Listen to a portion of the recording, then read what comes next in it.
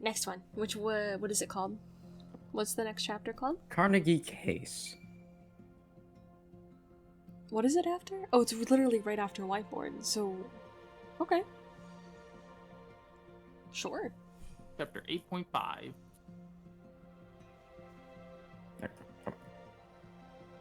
Oh, hello? Hello? Oh. There we go. Jeez. Sure. Oh, no, I'm saying okay because I thought I just heard something weird outside my room. I don't know what it was. No matter how busy one is, any person living within human means is certain to have at least some free time. Before or after eating, for example. It's difficult to eliminate the time required to prepare a meal and the time after one finishes eating. This is particularly the case for those who do a lot of thinking. Since the body needs to use energy to digest after eating, there is less available for the brain to use. That brand was named after the Greek goddess Nike, right? I guess it represents winning in sports, since she was the goddess of victory. Oh god, they're talking about the bird. God, how do I be Cockney? Alright. You got a lot of fill in your head about these brands, Miss Alco. Don't know where you put it all. The studious resident of the mansion was now taking refuge on the sofa, looking exhausted. Alco was talking to the robin, perched on the table. The bluebird flapped its wings, doing its best to join in on the after-dinner conversation. Alice was reading in the sunroom. Discussion of how to deal with the encroaching enemy mage wouldn't start for at least another 30 minutes. So you think that another one is some play on on Adios? Adios? It's just a name, isn't it? It's like the Grimm fairy tales, where they just use the name of the brothers who came up with it for the brand name. The Brothers Grimm didn't make those fairy tales. They're a collection of folk tales passed down by oral tradition. The brothers rewrote and carefully compiled them into proper stories. They're more like scholars than craftsmen in that sense. And in some sense, kind of like con men. Are the Brothers Grimm servants? They're not yet. Interesting. Huh? Well, what about Anderson? The Little Mermaid and Thumbelina are super famous. Oh, and the Ugly Duckling. Anderson, on the other hand, is a servant. Mm-hmm. So, because he's a tiny little boy with blue hair. Yeah, with the voice of Dio Brando. Yes. The Brothers Grimm would be an interesting servant. That's what I'm saying. I think. On one hand, nursery rhyme exists, but on the other hand, I would still like to hold out for a Brothers Grimm servant. Well, because the way I think it would be interesting is that sure we have nursery rhyme, but I think them as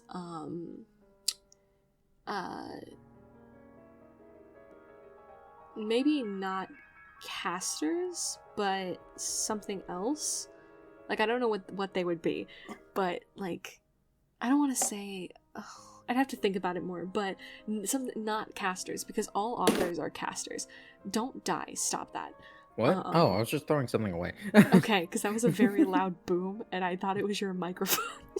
I thought it was your microphone falling. No, I was just dropping it. can of soda into the trash. Fair. But to have them, I think, would be very interesting. But I think if they were to be casters, I think it would be really interesting if they summoned things as fights, as like familiars. So like if they want to yeah, so kind of like nursery rhyme, kind of, but like their action, like for a buster, let's say, because I'm using Fate Go logic, for like a buster card, they summon the wolf of Little Red Riding Hood, and it like attacks, and then like for certain other things, like I don't know, just things like that. Like instead of, because since they collected the books, it's not their story. So basically it is them using the book. Like they would be the type of person that like kind of like, spoilers real quick for Fate Go, but like how Bedivere is just a normal dude. So like when they die, they fall back instead of turning into sparkles. Because they are literally just normal dudes that have a magic book. And also, you could play it as this is just a different version of nursery rhyme. But it's the Grimm brothers. You know, kind of like how Gilles de Rais has the book. Right. But also that's a person. Yeah, Francois Berlotti. Yeah, like how that's a person. Or Francois? But also, I don't know. I'm not French. I don't know. Probably Francois. How Francois is a person, but his book is with a different servant.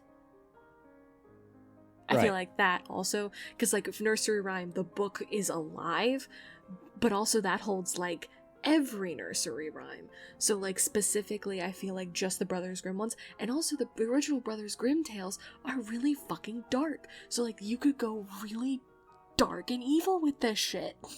It would be great. Like in the original Beauty and the Beast kills her. Yeah. Like he turns back into a beast and gnaws the shit out of her. So, Munch. Absolutely munched. Thank you for coming to my TED Talk. Anyways.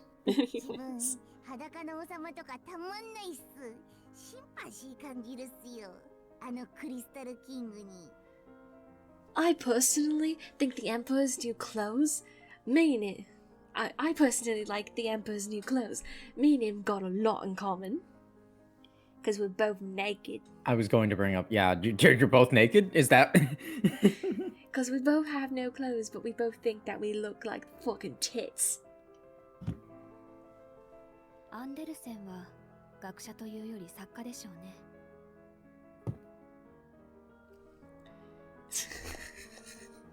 I'm gonna put my phone down. Andersen was more of a writer than a scholar. 彼の創作意欲は His creativity is said to have been inspired by everything from the elite and wealthy to the common people and what makes them happy, to a resentment of the female image. He didn't write for intellectual curiosity, but rather for his own emotions. Please look at The Little Mermaid. Dude was kinda hella depressed. Well, The Little Mermaid is supposed to be his unrequited gay love, so... Yeah. Yeah. Yeah. Poor baby. I hate to explain it this way, but... If Mother Goose is a song, the Brothers Grimm tell a story. Andersen is more of a fable, or an allegory. Some of their stories are now cartoons. Anyways, Aoko, you know that dicky bird behind the Japanese sportswear name? Huh? I heard this once from a friend of mine in elementary school, so I don't know if it's true or not. They were formed from a merger of 3 separate companies, so the names came from the Japanese word for foot, ashi, and the number 6, since they're 3 CEOs, since they have 6 feet joined together. It's probably just a myth, though. Oh. Oh, okay. I see. What is it? Ashi. Whatever the number 6 is. Ashi 6. It's probably gonna be really obvious when I look it up, but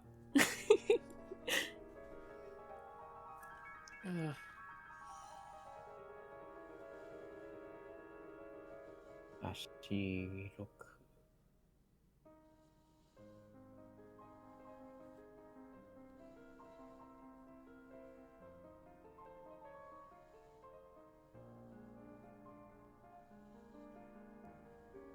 Nope, don't know what that is. Never mind. I'm probably being a real dingus, but you know what? It's fine. I don't know sports where... Me too, Alice. I mean, there's Dick's Sporting Goods. I guess. That could be a Dicky Bird. I don't know.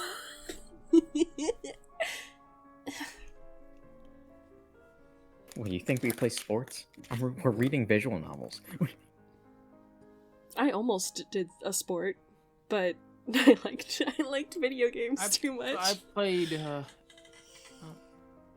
I played I played some mad badminton though during gym class. I played basketball for like 1 year. Ooh, and I'm good at bowling. I'm decent at bowling. I shouldn't say I'm good. I'm decent at bowling. I like bowling. I was on the speech and debate team for my entire high school career, so I mean, I guess there's that.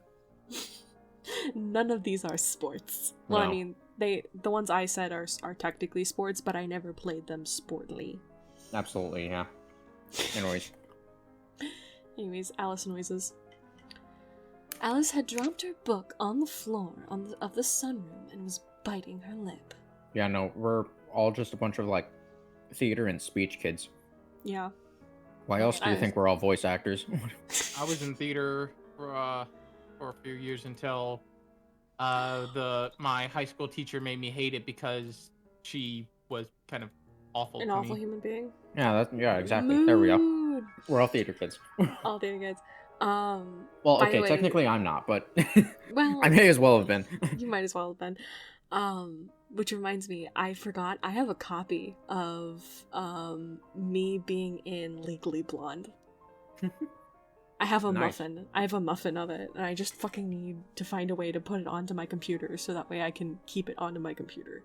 It's because I want to keep it instead of having it be on just like a disc. But I found that while cleaning my room, so... Neat. Anyways, poor Alice is having a mental breakdown.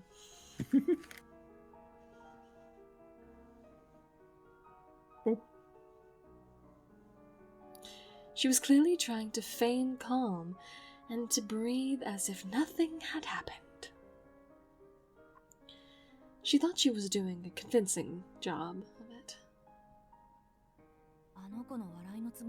I really don't understand her sense of humor or why she thinks that was so funny. Maybe it wasn't funny at all. And she's all marbles and conquers about how unfunny it is.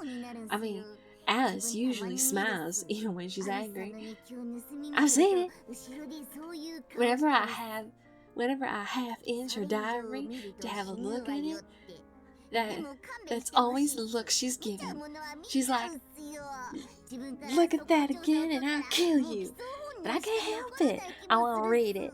Now this bird has turned southern. I do that a lot.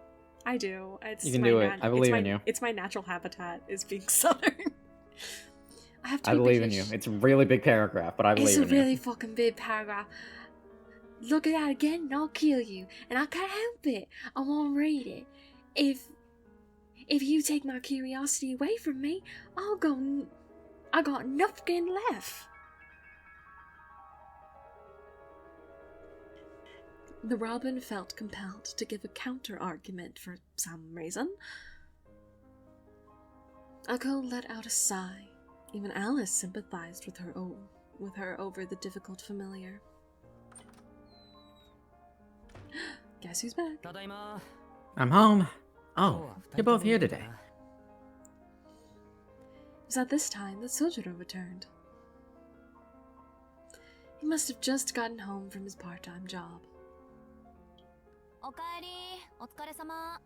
Welcome home. Akko's warm welcome was quite the opposite from the faint response from the sunroom. I already ate dinner, so I don't need anything to eat tonight. I'm gonna go take a nap before my night job. Sojiro still gave Alice a wave as he left. The dull thud of something dropping was heard as he entered the hallway. Hey, you dropped something! Akko peeked out from the sofa to yell at Sojiro. Ah, it's been in my pocket this whole time. Sojiro calmly and naturally walked back to pick up what looked to be some kind of envelope. Got accepted into Super Smash Brothers! Go pick up an envelope.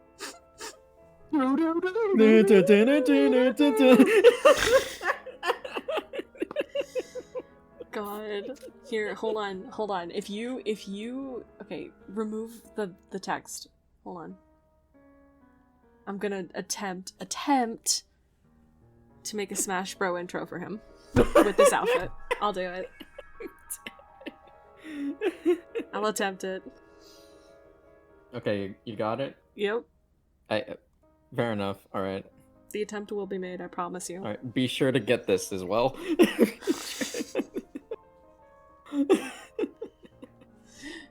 Yes, hold on, let me get the actual...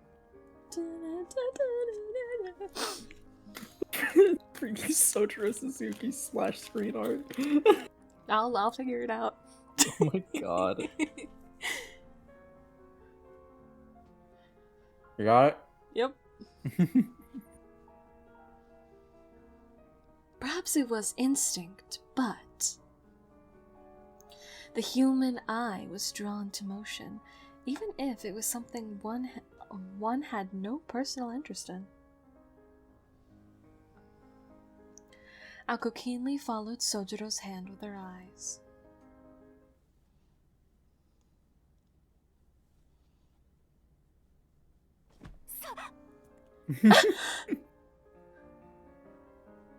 A wad of cash! She had to restrain herself from shouting her thoughts out loud as she leapt from the sofa. Huh?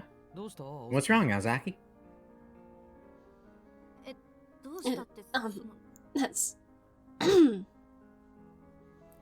Alko found it difficult to come up with a proper response to the pure innocent eyes standing back at her.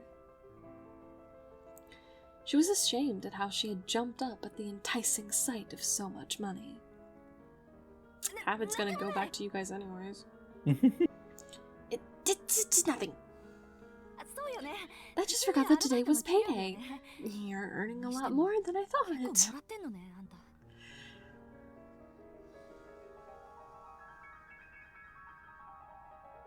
His innocent little smile. There was an awkward pause before Sojiro smiled and returned back to his room.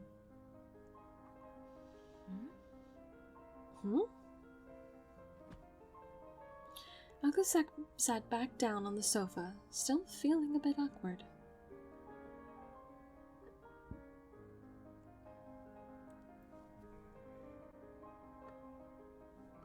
This was what set it all off.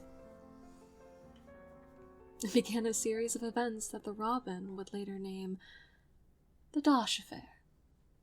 The Dosh Affair.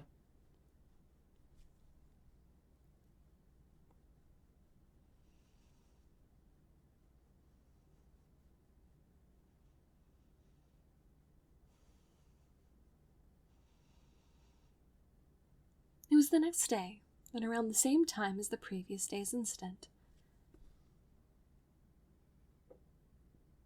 Alka was coming to pour some tea and relax when she heard Sojiro and the Robin engage in some kind of debate in the drawing room. What they mean is that you should try to be kind in some way every time you meet someone. Then, when that day ends, you need to take time to reflect on what that kindness has brought you. Even if it's just a kind word, it might mean a lot to someone and could bring great and unexpected happiness your way.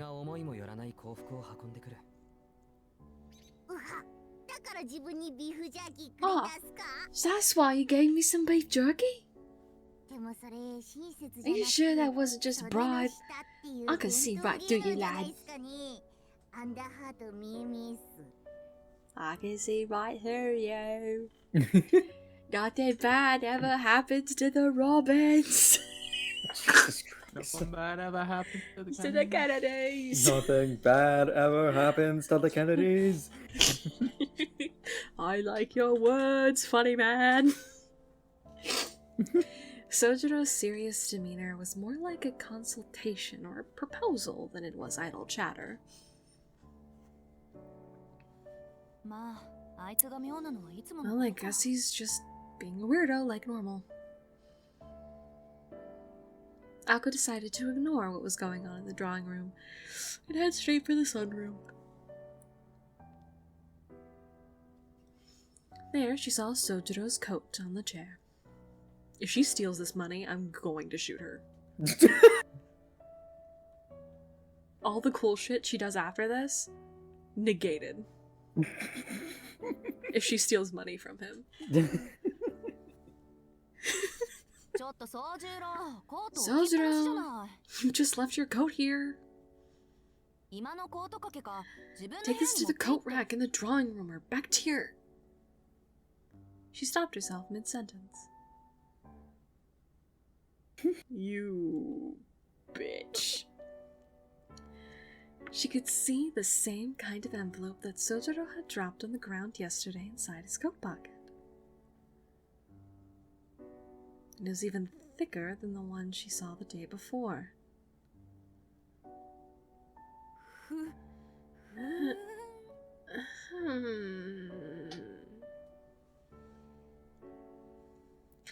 She wouldn't allow herself to make a spectacle about it like she did yesterday. She reminded herself that she was a model student and student council president.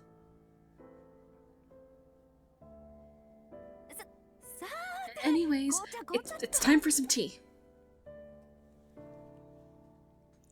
Feigning disinterest, she listened in on the conversation going on in the drawing room.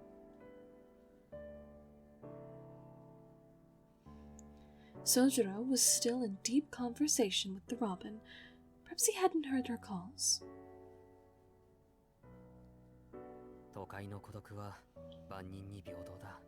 Everyone feels lonely in a city. Acts of kindness, even if they look like they're done for selfish reasons at first, can do a real good in the long run. I say, and it doesn't cost a thing to be kind to people. I'm trying to help people as much as I can now. True. Though they say nothing in life is truly free.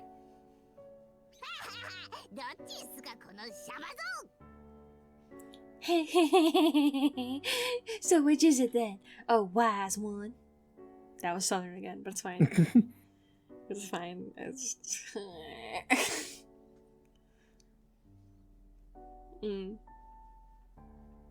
Alka was so intent on eavesdropping, she completely forgotten that she'd come to pour a cup of tea. Can you imagine? She's just pouring it. It gets all over the floor. There was no way she could ignore such a suspicious conversation. Well, let me put it this way. If you want to be happy, you must first be hated. People shouldn't care if they're called scam artists, for example. They just need to realize that what they're doing is for the good of others. The joy you give to others will cancel out the sense of guilt you might feel.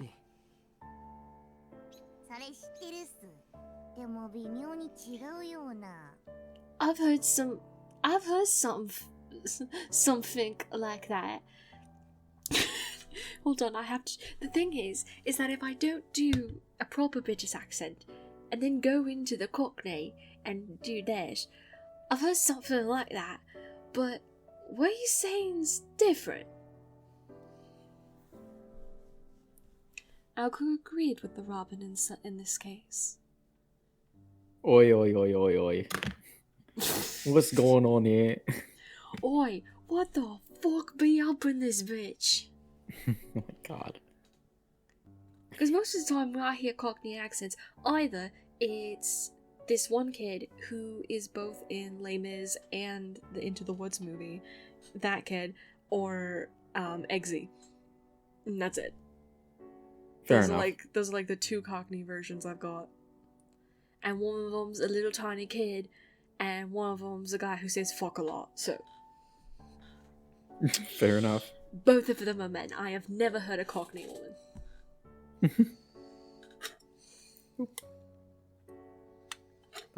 There we go. Sojiro was referring to the words of a famous entrepreneur.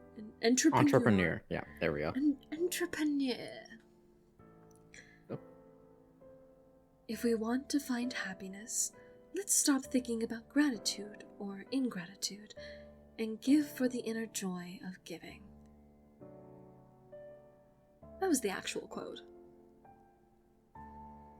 What was it? I don't know. If we want happiness. Quote.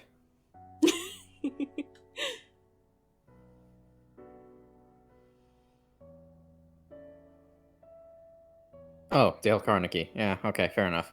Fair enough. It's a fair call.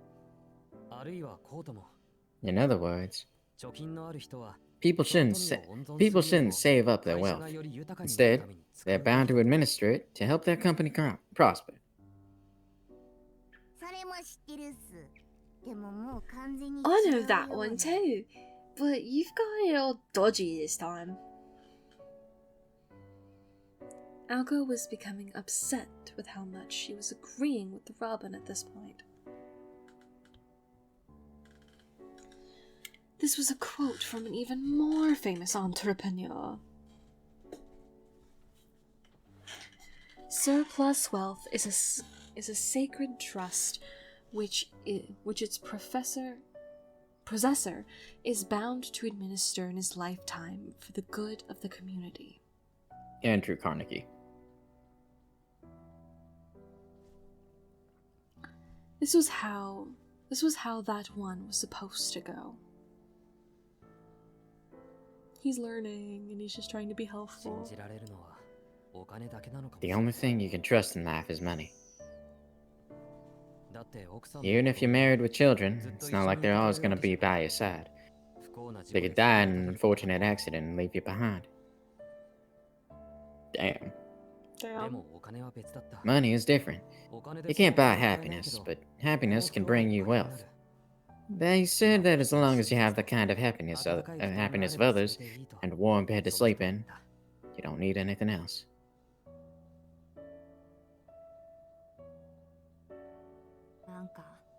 Whatever he's talking about, it's not like him at all. Though his words were a bit strange and worrisome, Alco couldn't spend much time worrying about it. She didn't have any capacity to worry about anyone else right now. Her battle with the enemy mage was always lurking just beneath the surface.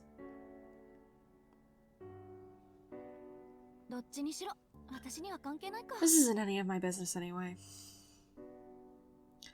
Alco shrugged it off and turned her attention away from the drawing room. She told herself that she would forget about all this commotion by tomorrow anyway.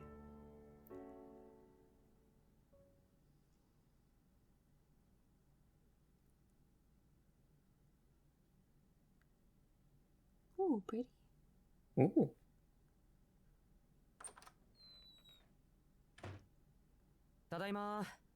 I'm home.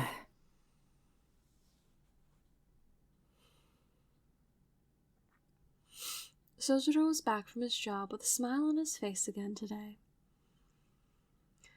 Work truly was its own reward.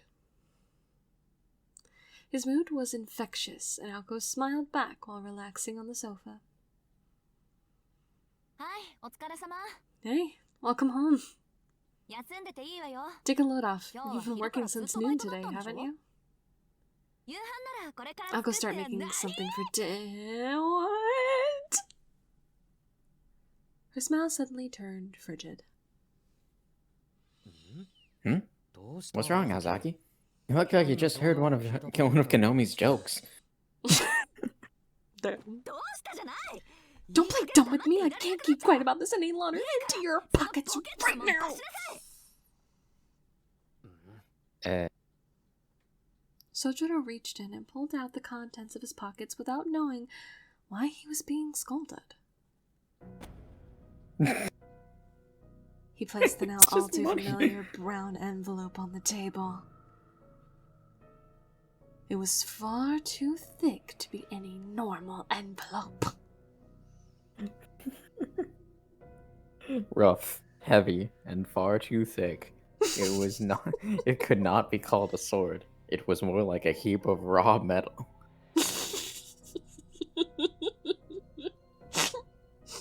Bro threw down the berserk dragon slayer of paychecks. It was bright, enticing, almost magical. There was nothing else it could be than a stack of cash. まあ、これはどうしたの？ What do we have here? Alice innocently asked Sojiro. She was a bit dazzled at the sight, but there was no mistaking it for an illusion. Projection magic sucks, and he's not a mage. It's my pay for my part-time job. そう。 Well, それはいい isn't that ことだ。 nice? Looks like dinner is on you tomorrow then. The two remained calm despite the abnormally large wad of cash before them. That being said, the one with the most common sense in the house finally had to speak up. んなわけないでしょ。 I know you're lying, Sojiro. You kneel right here and explain to me what is going on! She knew more than anyone how serious this was. Eh? Explain what? 決まってるでしょ。 Explain where you got this money. あんた今何やってん What the の？ hell are you doing to earn this kind of cash? There's no way it's anything legal. Sojiro, are you selling yourself?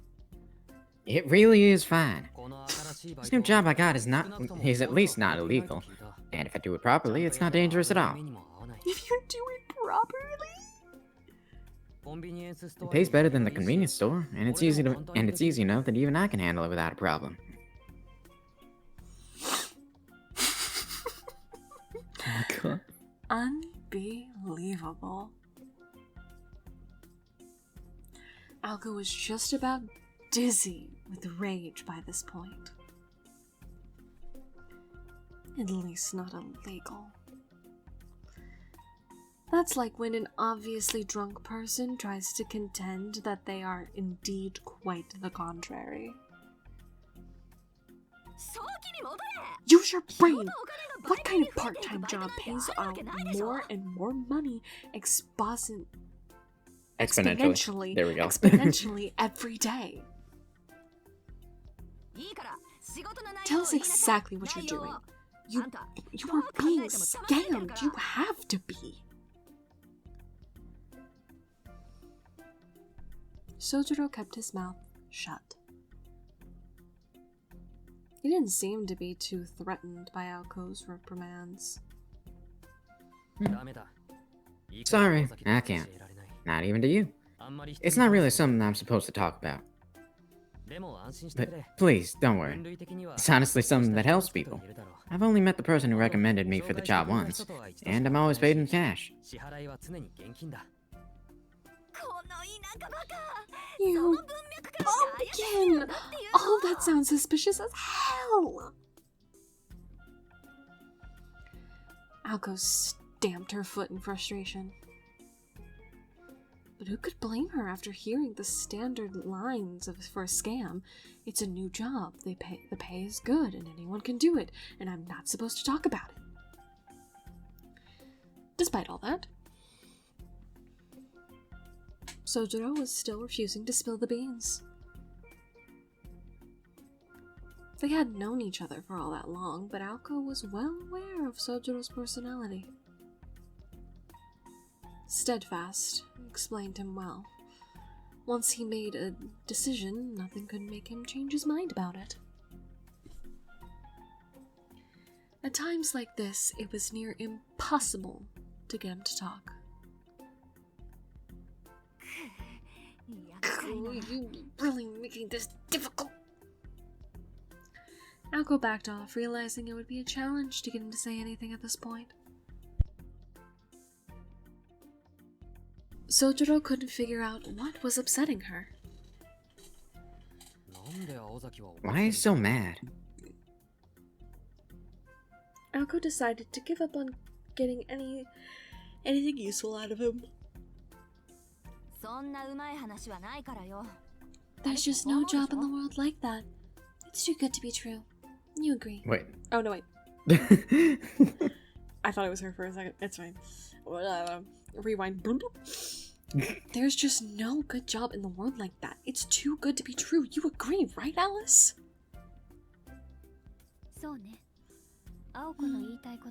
I suppose. I'm not sure what Alco is trying to say, but I think you can do more, Suzuki.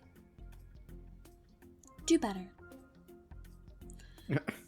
And so Alice contributed absolutely nothing useful.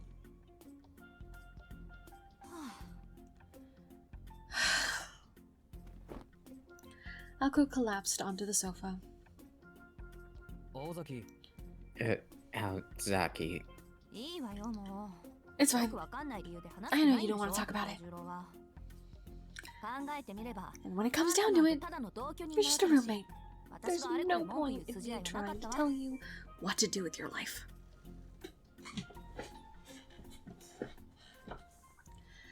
Alco shooed Sojiro away with her hand. Fortunately, she wasn't going to be able to sit there and stew like she wanted to. She couldn't just ignore the problem like Alice. He's clearly being scammed. In the end, it's going to affect me too if I don't do something about it. She needed to be bold and make him quit this new job of his immediately. Can you imagine it? He's just like a mascot or something? Like my brother did a mascot job. Do you know, I don't know if you guys would know, do you guys know Scooter the neutered cat? I do not. Okay, so What? there's a... I don't know that either. So there's a mascot. His name is Scooter the neutered cat, and it's supposed to be an awareness thing of like, hey, if you have a cat, it's best to neuter it, so that way we don't make, like more cats unnecessarily, like, and can't give them homes type thing, and also to neuter like feral cats and spay like feral cats again, so that way kittens aren't left in like the middle of a forest with no one to take care of them. And my brother was Scooter the neutered cat for a good while before Mr. 19 hit. And he always got paid in cash. Fair enough. And he got paid in cash every time. So my thought is just, and also considering that he has worn the cat uniform for that one place, the bear. Right. Maybe he's just doing a mascot job. Like, maybe he is just vibing. All right. It was Fair what enough. a true friend would do. Alco, I don't think you are a true friend. I'm sorry. I don't.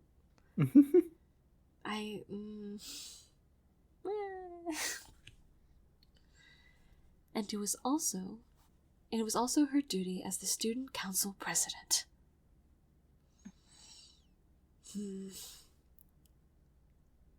However, Jeez. Alco started to think otherwise. Morals and a clear conscience was important, sure.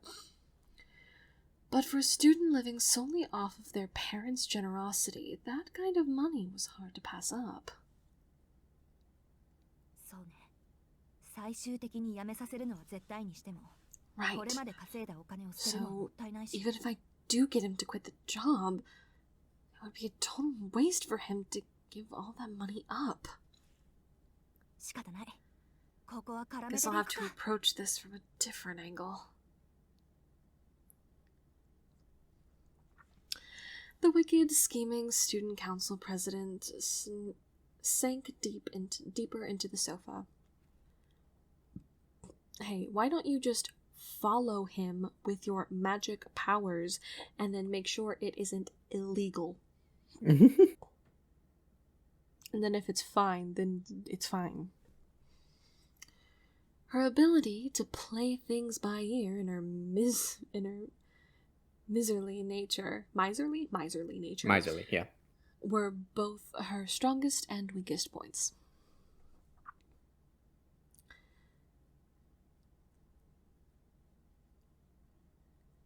The next day, noon.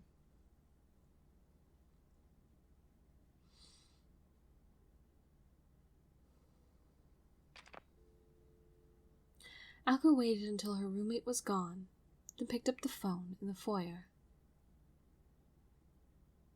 もしもし、飛び丸？操縦郎 Hey, はこんなことになってるん Tobimaru. だけど。 Sojiro's gotten himself into something recently. Does anything ring a bell?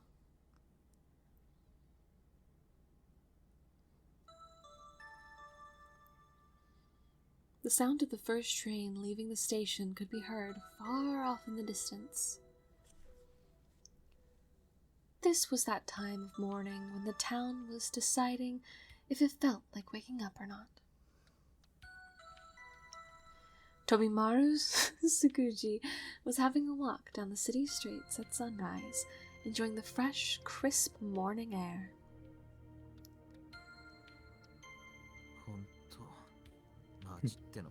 This town really is beautiful when it isn't swarming with people.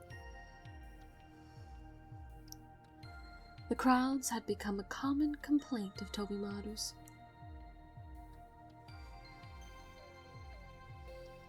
To him, the tacky, over-decorated street corners were the embodiments of human desire. At this time of day, the streets were nothing like the circus tents of activity they usually were. The main street was completely empty. It was like a lonely, tranquil morning after a festival.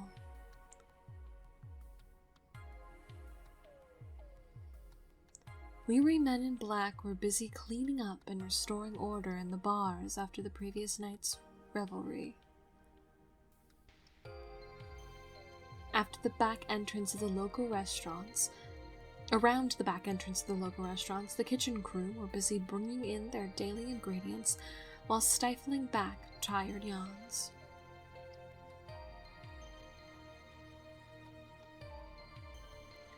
Birds carelessly wandered the streets. There wasn't even the sound of a single car engine to be heard.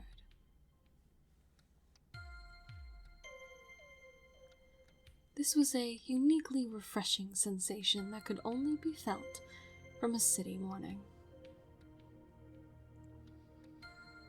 It existed somewhere between daily life and exciting entertainment.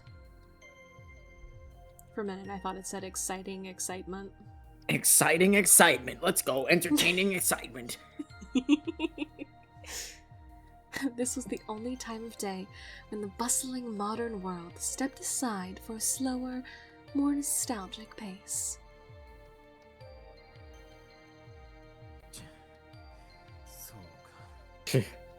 Okay. Tobimaru searched through his coat pockets, but only found some old receipts.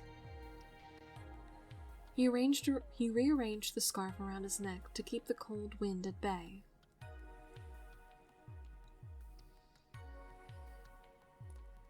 Meandering through the city streets, he ended up at Central Park, just as the morning magic began to fade.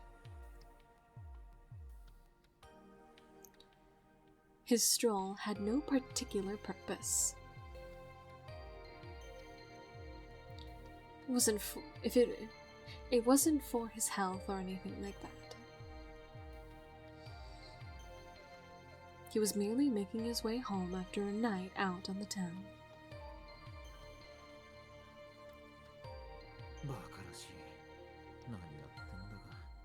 What the hell am I even doing? Tobimaru had a moment of unbashful reflection as he drank a can of vending machine coffee.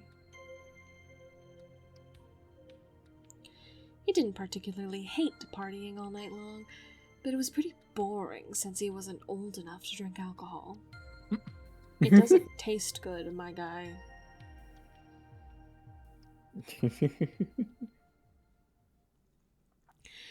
He'd been at it for a few days now, thinking it was at least better than being at home, but he was quickly growing bored of it.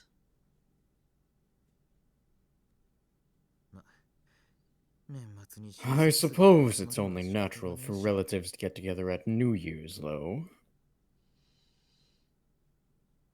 He grinned wryly at his own lame excuse.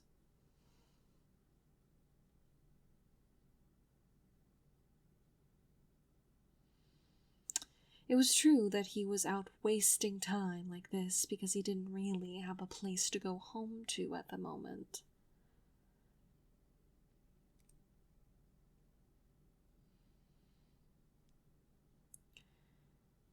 The Tsukiji family always had a congregation.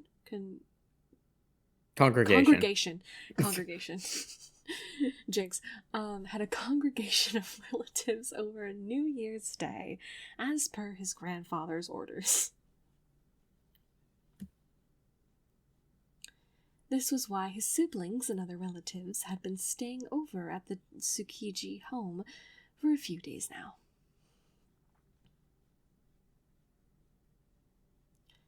If Tobimaru was there, he'd just provide fuel for the fire. Do you know what's interesting? This is just a little tidbit that, like, I've noticed with how people describe things. If they say it is a home or versus like a house, like if they describe the place that they live as a home or a house, you know, because like one of them feels so much more warm, while the other one feels so much more disconnected, you know? Right. Because, like, the phrase I would always use is, like, a house is not a home. Like, it doesn't have to be a home. So, like, if someone says, like, oh, this is my home, it feels so much more inviting, and, like, they enjoy being there. Like, that their life in that house is a home. Whereas people who are like, oh yeah, my house is up there, that's so detached. Right. It's similarly to when how they describe their parents. Like if they say, oh, that's my mother versus mom, or my father versus dad. Like that kind of thing. Yeah. I love it. It's so fun because you can discern so much by characters with how they describe certain things, in like that kind of subtlety. Yeah, and like what kind of relationship they might have with. It feels a lot more clinical, I suppose. Yeah, it feels very, very clinical. Like, professional, I suppose. Yes, it's very like I'm writing an essay. That's what it feels like. Yeah. Like, yes, I live in the house at the end of the street with my mother and father. Like, that is so, like, I'm describing myself for an essay. Rather than, like, texting my friends to be like, oh yeah, dude, like, my home, it's, like, literally right down the street with my mom and dad. Like, don't even worry about it. Like, it's so different. Right. You know? I don't need... Watch? Stop it. I did not say your name. Anyways, I just wanted to point that out because I love that in any kind of form of media and literature. Like, it's always so interesting to see how characters talk about their, like, life and the people that surround them. For sure. So, also grandmother and grandma, like that kind of stuff. Oh, yeah, for sure. That I get that one. Mm-hmm.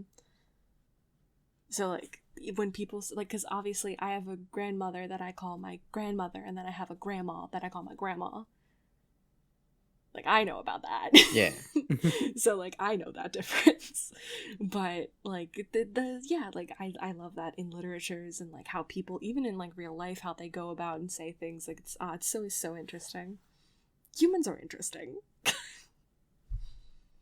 Thank you for coming to my TED Talk. You may now hit the button. He decided to avoid the family drama and not go home while everyone was there.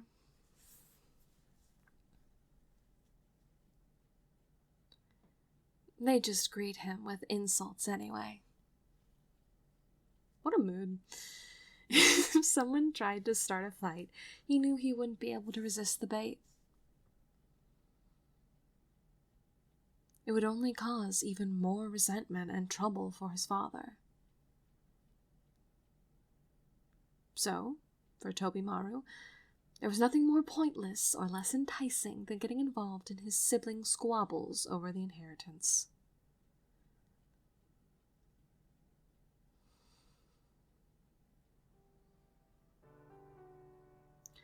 Tobimaru Tsukuji was the fifth-born son of the Tsukiji family, which owned multiple plots of land in Misaki City.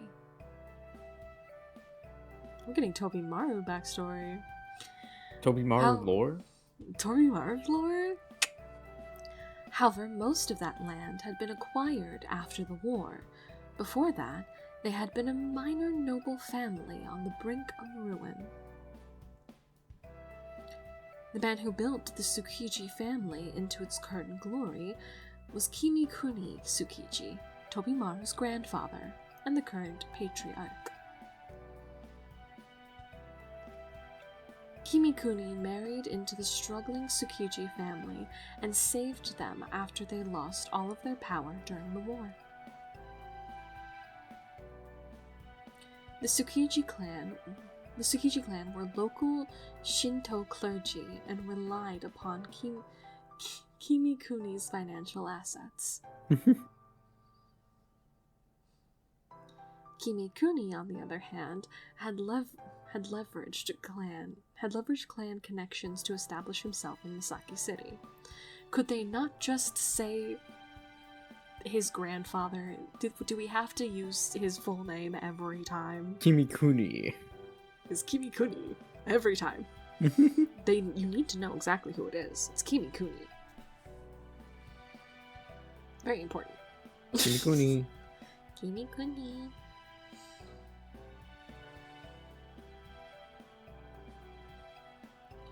While both parties came together for mutual gain, the Tsukuji family failed to recognize just how ambitious Kimikuni was when they accepted him into their family. He wasn't the obedient son-in-law that they had imagined. He had grand plans of his own, growing and developing industries within Misaki City and many other areas as well. Kimikuni controlled all of these areas not as a member of the Tsukuji family, but under his own name.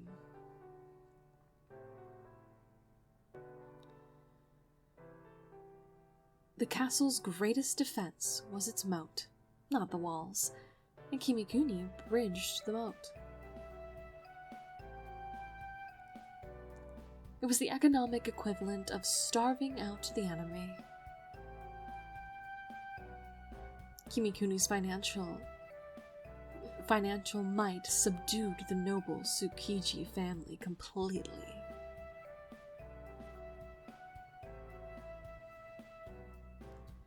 In less than 10 years, there was no one in the family who could stand up against him. This businessman, accepted into the family as a mere son-in-law, had seized the Tsukiji name and the entirety of the family fortune.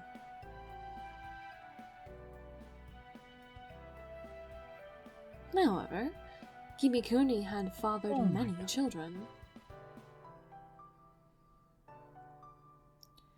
He would not allow the Tsukiji bloodline to die out. That was also the only way to maintain the family fortune. His 3 sons and 1 daughter all married relatives of the Tsukiji family, thus strengthening the family bonds that Kimikuni had weakened. Is that?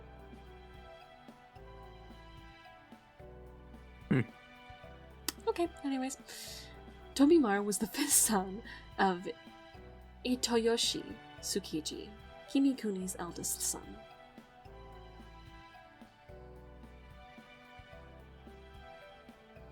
However, his mother was not a member of the family. I would hope not. Tobimaru was the result of a fling with a mistress.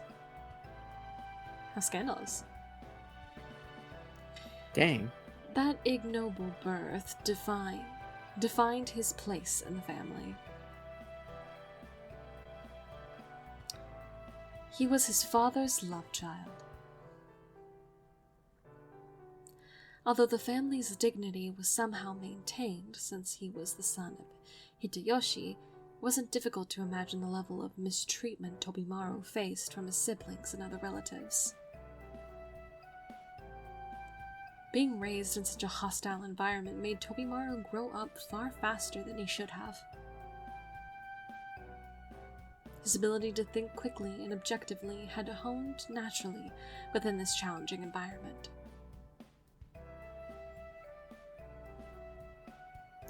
However, those exact traits also brought Tobimaru a great deal of trouble. Kimikuni Tsukiji. Unfortunately, against all odds, this great leader of the Tsukiji family favored Tobimaru over everyone else, including his own eldest son. Since Kimikuni had been a commoner himself, he did not believe in blood inheritance alone. To make matters worse, not a single coin from his great fortune had been given to any of his sons yet.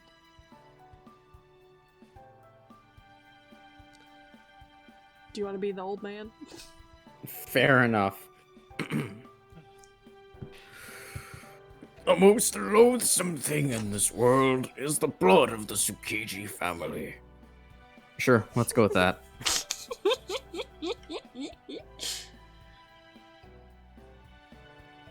I never would have had any of you if I could have helped it. Oh my god. God damn. Wow. Those words were spoken at every family gathering, and they were the absolute truth. He'd taken a liking to Tobimaru after speaking with him at these annual family gatherings and enjoyed playing chess with him in his spare time ever since. Everyone in the family was worried Kimikuni would name Tobimaru his successor. In this way, Tobimaru had gone from being worthless to a threat in the eyes of the Kimikuni's sons. The son who felt the most fear and hatred was Tobimaru's own father, Hitoyoshi, who would have been the unquestionable heir as the eldest son.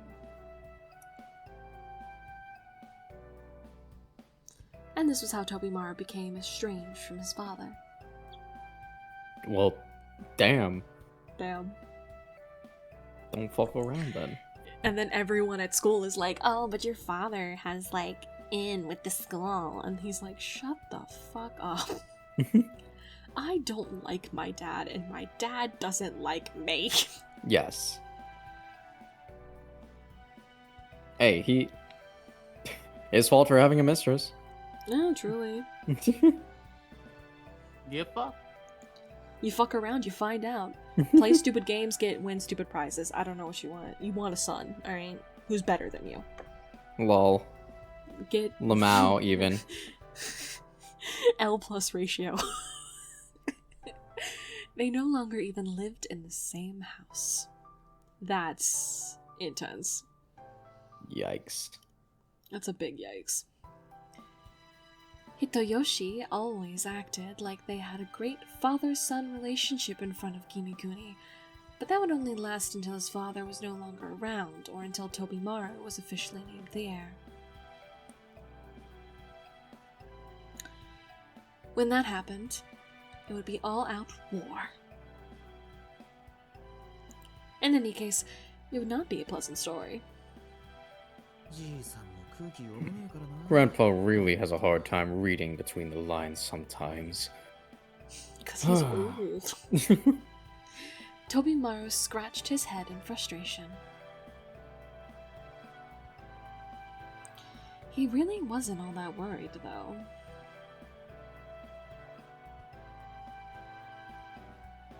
In public, it looked like they had a good father-son relationship. In private, they were in the midst of a bitter inheritance dispute.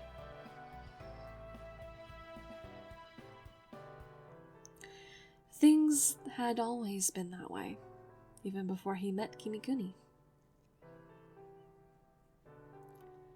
The only difference was that his sole protector, his father, was now his mortal enemy. You really do be like that. It truly do. Tobimaru had always been at odds with his family. His father was just one more enemy to add to that pile.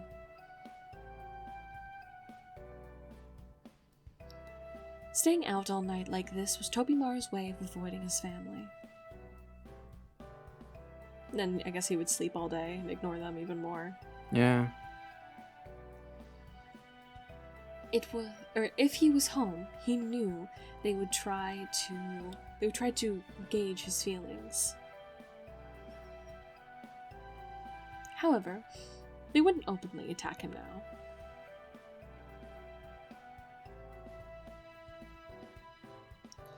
Even the relatives who looked down on him and his siblings who had bullied him as a child.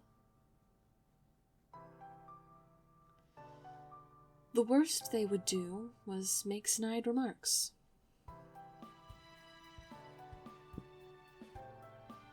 Tobimaru was, at his core, a peaceful person.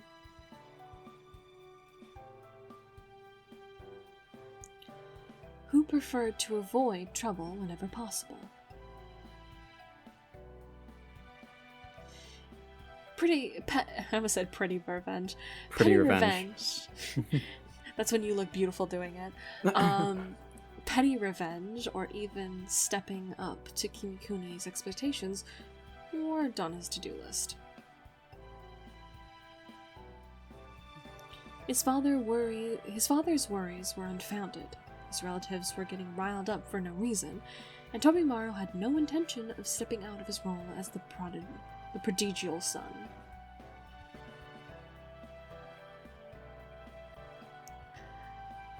However, his siblings who were around the same age as him held a different kind of resentment. Perhaps they felt guilty for tormenting him all those years. Perhaps it was the result of their roles being reversed. He's going to get back at us one day. They lived in such fear of this that they didn't dare ignore Tobimaru.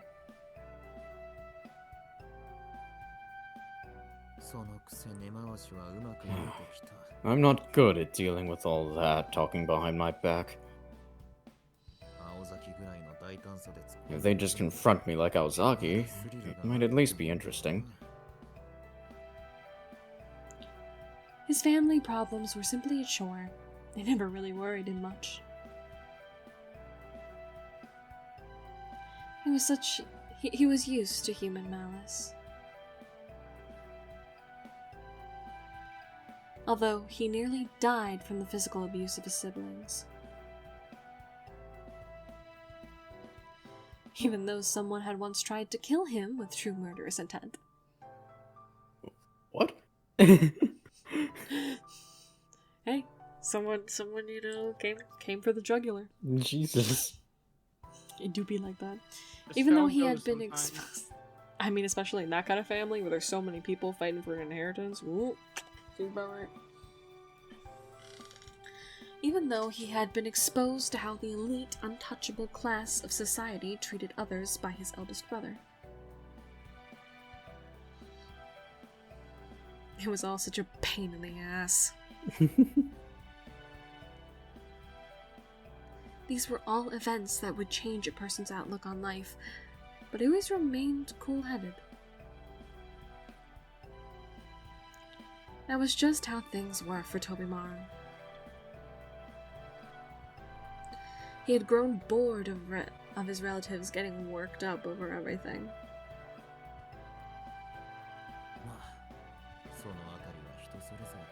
I guess everyone is different. I do sympathize with my dad. He'd have to be tough to be the son of that old man.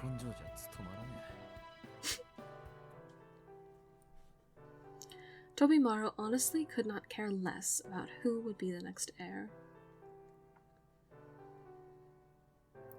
He had no clear plans for the future yet. His only real goal was to wash his hands of his family and start fresh when he became an adult.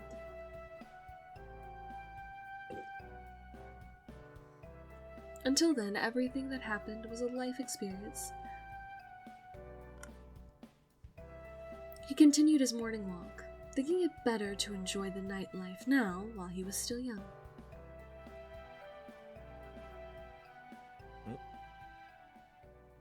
Huh? Someone was already sitting at the bench when Tobimaru entered the plaza. The crows gathered there flew off as he approached. On the bench sat a girl dressed in black. Alice? Hmm? A well-dressed old man with a cane sat with her. Maybe not Alice? Whomst?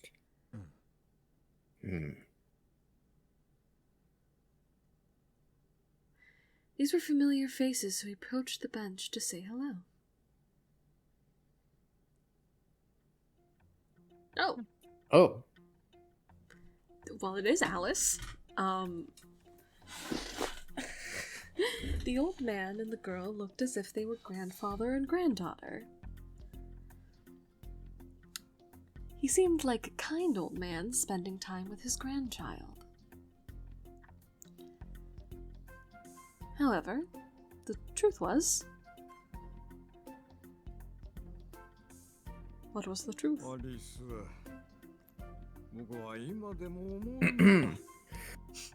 Alice, I still don't understand what went wrong. We provided every service we could think of. We always thanked our employees and greeted visitors with a smile. But the times haven't favored me. What's worse, my art was outright rejected.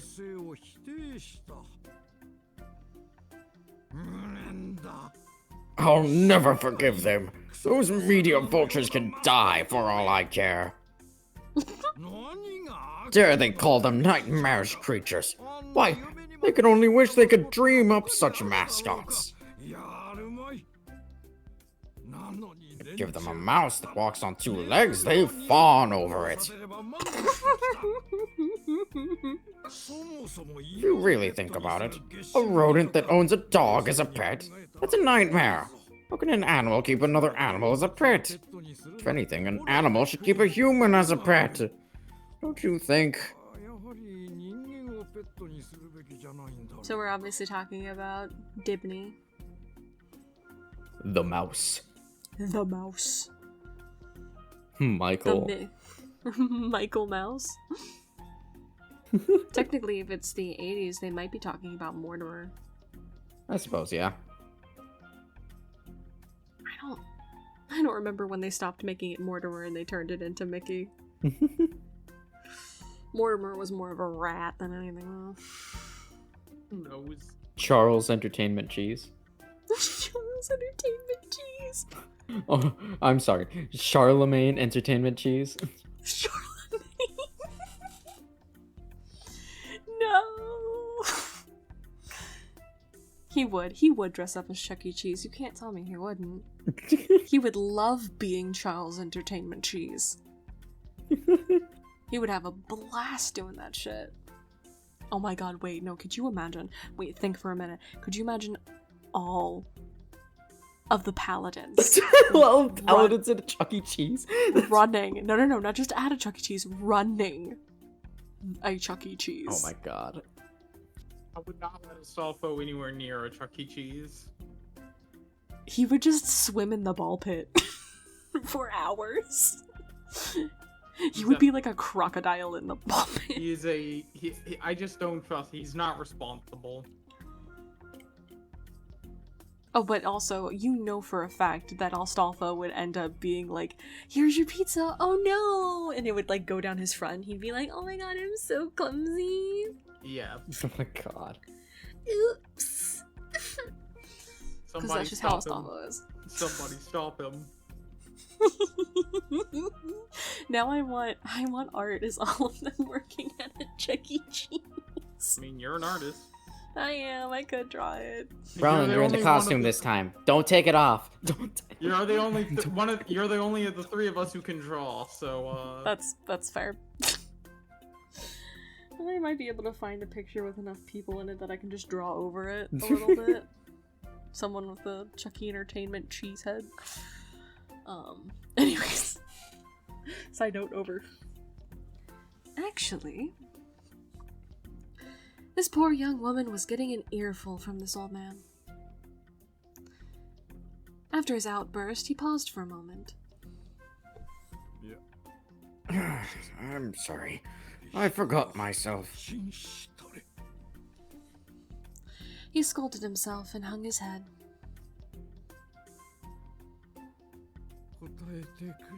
Just answer me this, Alice. What's so wrong with my Kitsy? Wait, this is the artist? Yeah, guess so. Oh my god! How fun!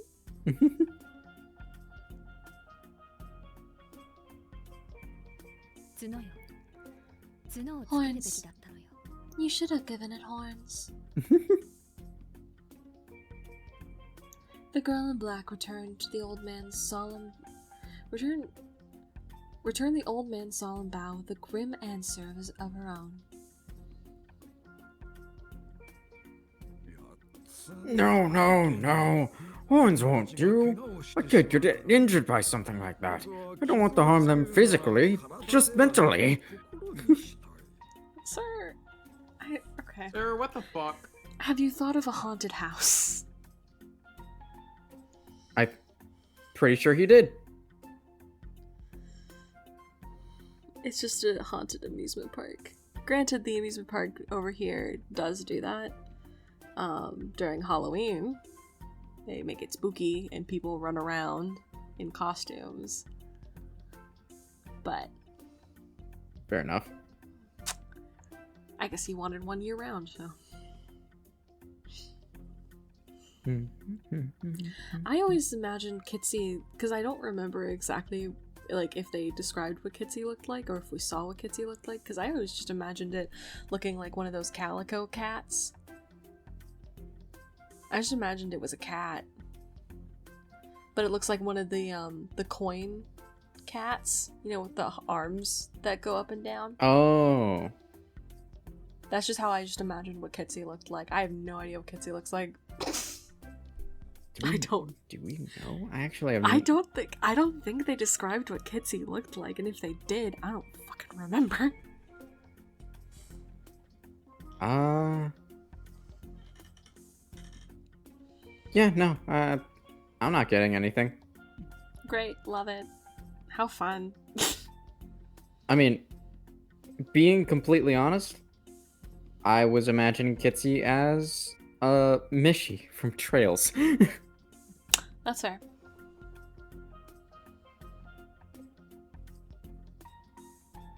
But you know, Always Mishy. I mean, Mishi has an amusement park. Granted, it didn't shut down, but Yet.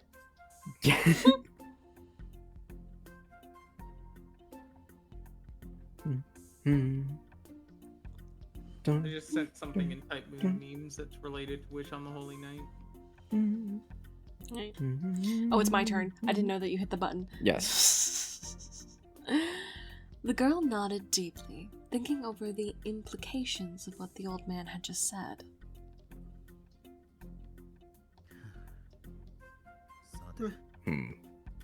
Anyway.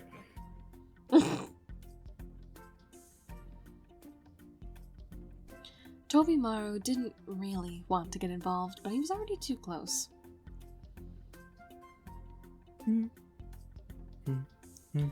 If he passed by without saying anything, the old man would certainly make a fuss.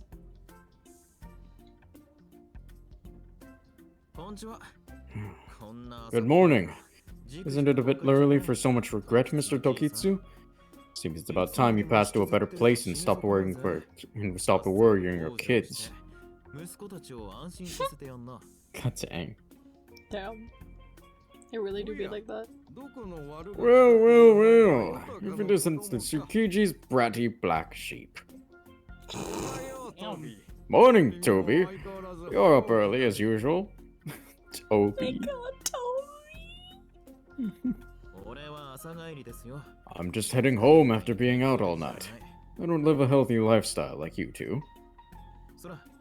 And good morning to you too, Miss Kuonji. The girl looked up calmly at Tobimaru's greeting. It was none other than the witch on the hill, Alice Kuonji. Witch on the Hilly Night? Witch on the hilly night. How long has it been since we really talked? Maybe it was at that party 2 years ago. Well, it's rare to see you out like this.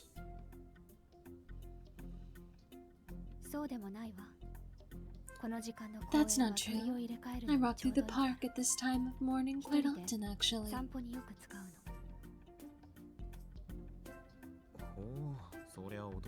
Huh. That's kind of surprising. I always thought of you as kind of a shut-in. As proof, I can say I've seen you walking around here looking like a mess on many occasions. Whatever you do is your business. Just try not to cause any trouble for Aoko.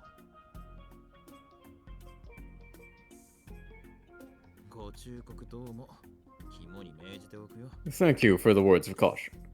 I will try to do my best. Despite their casual greeting, Tobimaru and Alice rarely interacted, though their fathers were acquainted.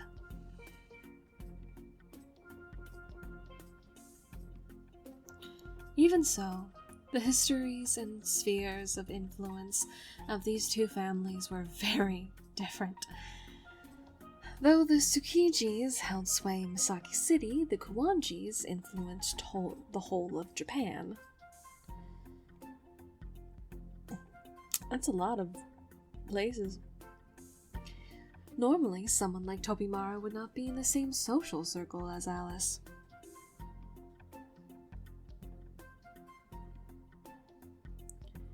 The only reason they could interact like this at all was because they were both friends with Aoko Awazaki.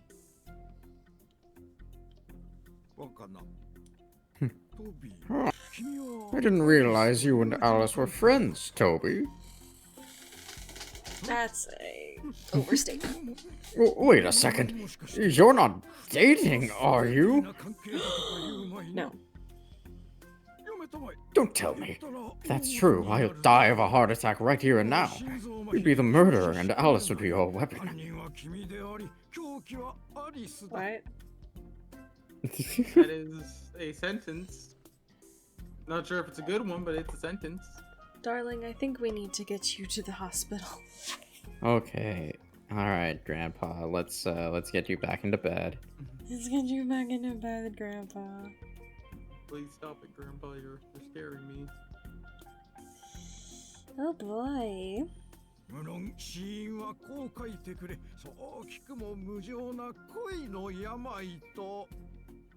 Be sure to write that down as my cause of death. Oh, say it isn't so. This heartless love shall be the cause of my demise. So, tell me again why a girl like you hangs around with this pathetic old man. Is it the same reason I do? Because of your father? He's my pen pal. He has more he has more antiques than he can handle, so Alco and I are taking some off his hands. Despite this being one of the only times they've really talked, Tobimaru and Alice both managed to completely ignore the old man.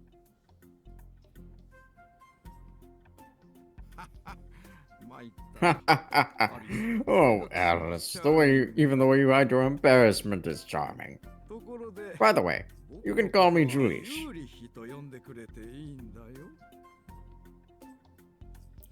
Mr.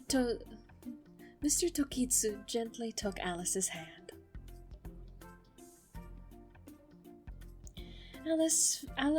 Alice's face remained neutral, like a doll's. Toki, I'm looking for a nice painted teacup. Something from the 1900s.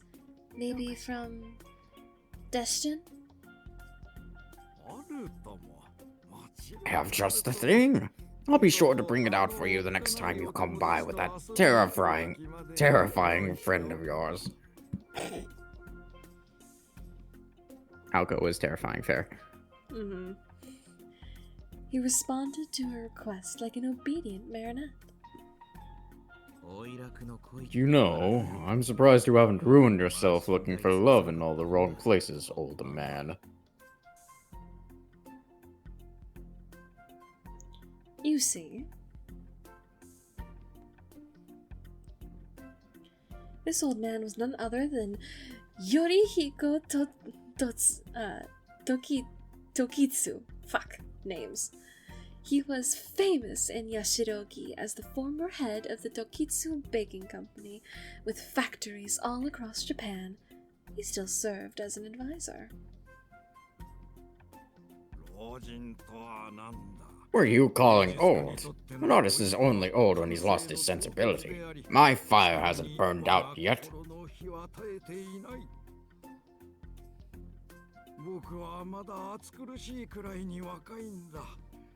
I'm so young, it's almost stifling. I still look forward to passionate chats with a young woman. Once you get to my age, you stop giving a damn about keeping up appearances. Talking to girls is what gives meaning to life. I hate that face. Jesus Christ. So, wait. Are you young or old? Oh, son of the tongue. Forget that last bit. What I'm trying to say here is that there's nothing quite like having a nice time with a young woman. Okay. I'm sure we can at least agree on that, can't we, Toby?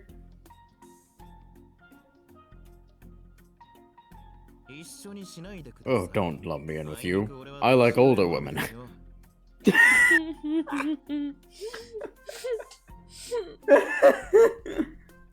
Alright then. How much older? Darling. Because that goes into dangerous territory real fucking fast. Tobimaru wants a sugar mommy. Anyways. That's the thought. I I mean, don't- if he's gonna wash his hands free of his family, he's gonna need one. I definitely don't have a thing for girls who are less than half my age, I can tell you that much. I think that was Toby Mara who said that. I should hope not. That'd be quite the That's what I was thinking. You're only 17. I don't even want to think about what age you'd be talking about. Yeah, that part, that. Yeah, so like how much older? Like if he's 17 and he starts dating like a 20-year-old, that's not that bad. But if he's 17 and he wants to date like a 37-year-old, like that's concerning. Fair enough. So, I hate his name. It's hard to say for me. Tokitsu, Mr. Tokitsu, nodded his head in self-affirmation.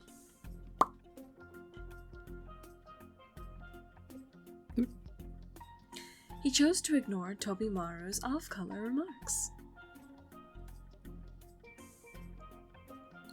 Tobimaru was reluctantly impressed with the man's magnanimity? Magnanimity. Anemone in the end. Anemone. Is anemone. Alright, don't hurt yourself. In the end.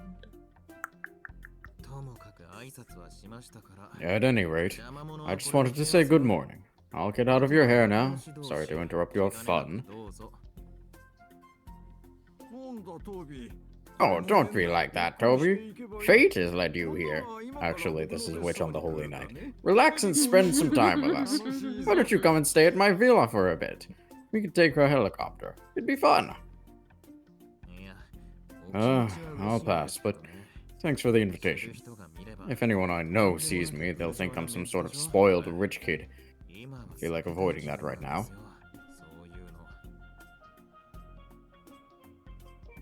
Tobimaru's choice of words made his present situation clear to Tokitsu, and he reluctantly backed off.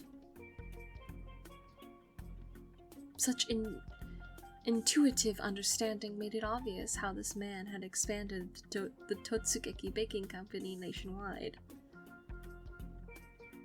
Did you say Totsugeki? Yes, I did. Yes, I did.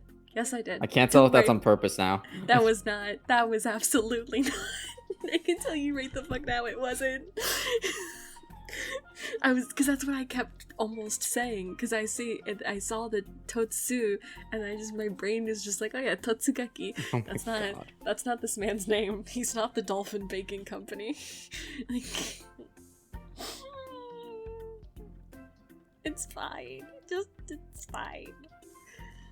He had divined Tobimaru's complicated family situation in an instant.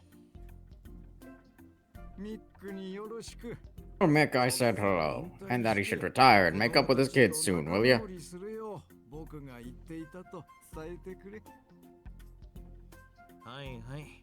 I'm sure it'll fall on deaf ears, but okay.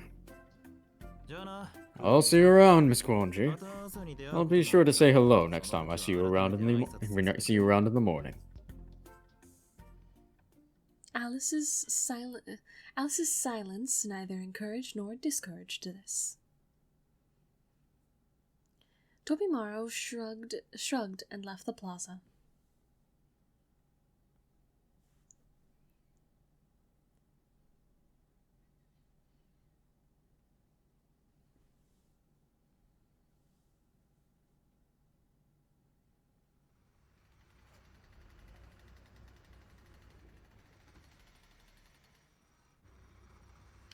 He walked leisurely away from the park and came to an area of the city that was under redevelopment.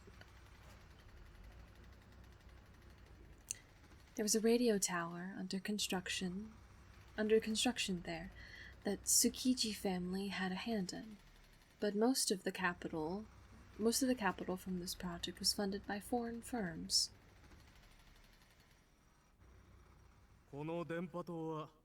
We're looking 10 years into the future with this radio tower. Many advancements will be made in the field of mobile communications. We want to bring up technology into Misaki City ahead of the rest.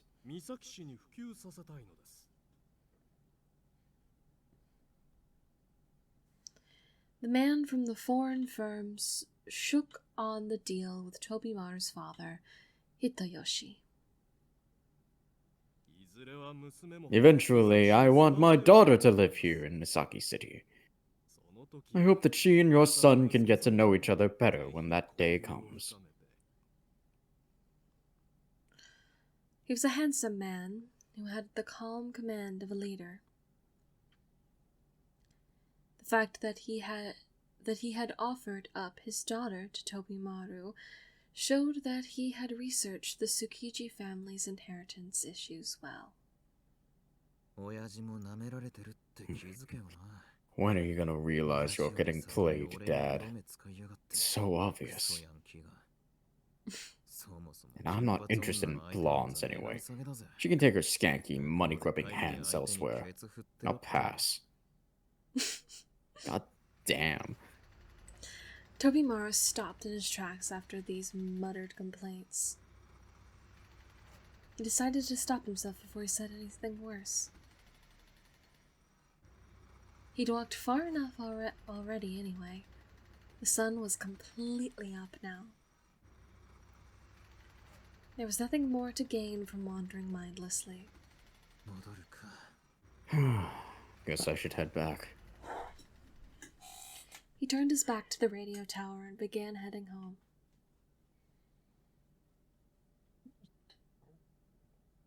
One hour later.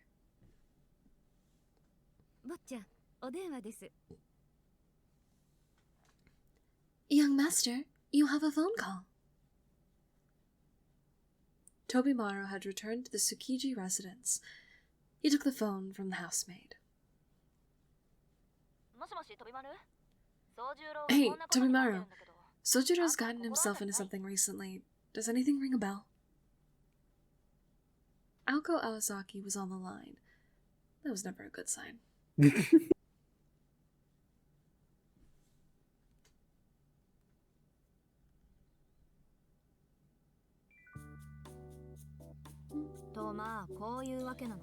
So yeah, that's as much as I know about it.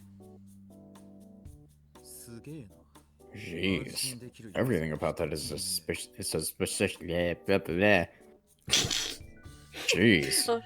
Everything about that is as suspicious as it gets. I'm rubbing off on you. No. There are 3 S's right after one another. Good lord.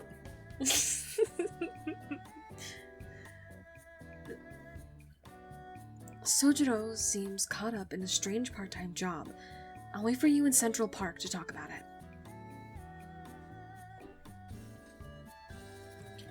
Ten minutes had passed since he'd received the call from Aoko and returned to the park. Tobimaru felt a light mirage coming on after hearing about the situation. Migraine, not a mirage. The young girl and the old man from before were nowhere to be seen. Well, you don't have to tell me that.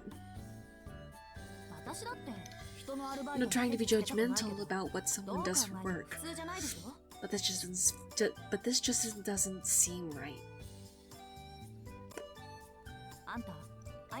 He hasn't told you anything about this? Sorry, but I haven't heard anything. He's super secretive about this job. He said he can't talk to anyone about it or something.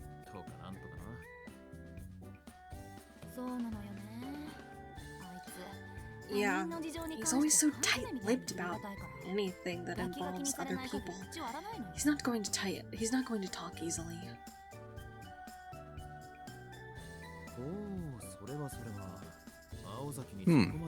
I guess he must be pretty loyal, even if even you think about him.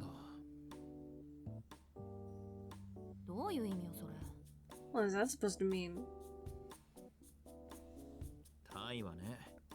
I'm not implying anything. I'm just saying.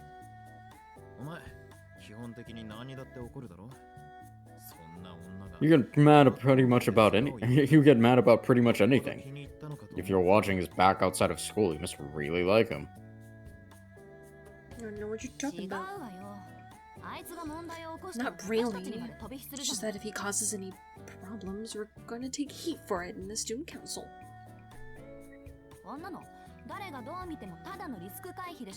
This is just brisket version. Plain and simple.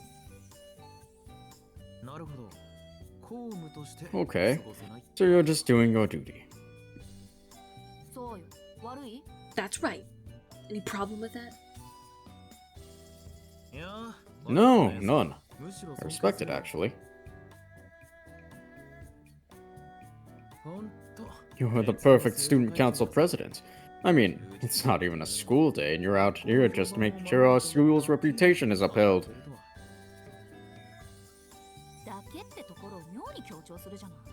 You really don't have to say it like that. Though, I suppose you're right.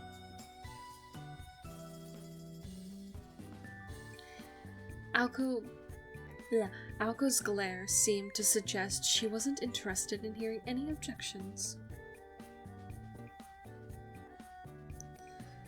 This little bluff was rather charming to Tobimaru, who was well aware of Sojiro and Alco's current living situation.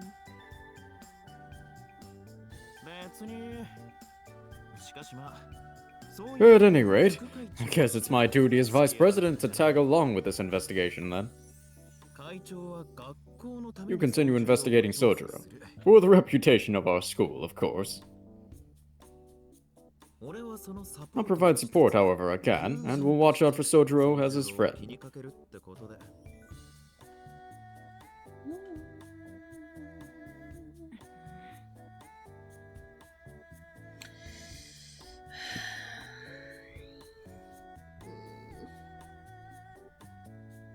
Tobimaru said he would do as Alco asked, but for some reason she did not seem satisfied.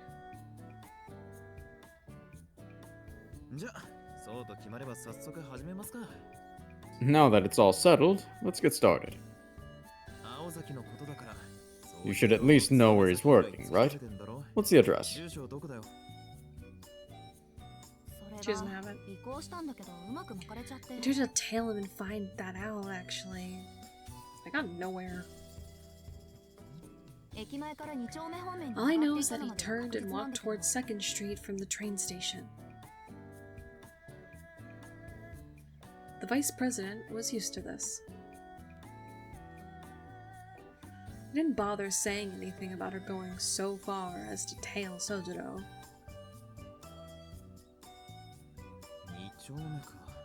2nd Street, huh? There's just a bunch of pachinko parlors and arcades around there. Can't think of anywhere that'd be paying him tens of thousands of yen a day. I know, right? I mean, if I knew a place like that, I'd be inclined to work there myself.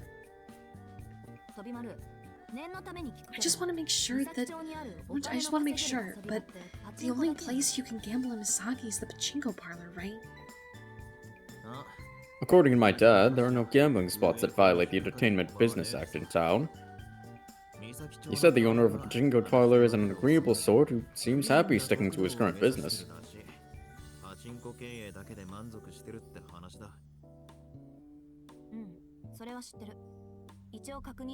Yeah, I know. I just wanted to make sure.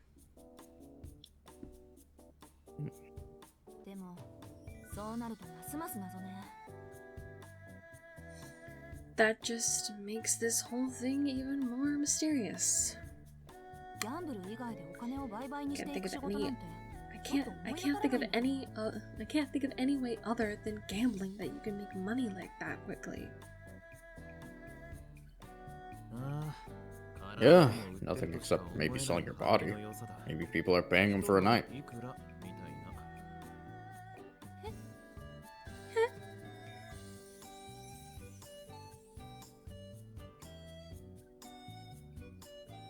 There was a slight delay in Alco's reaction. Just put a wheel over her. Oh my god. Here, wait, actually give me the face. I'll put a wheel over it. There we go. Okay. I'll make a wheel version of her.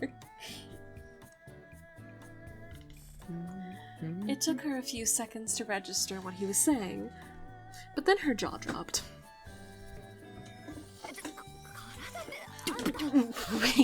Wait, selling his body? Are you serious?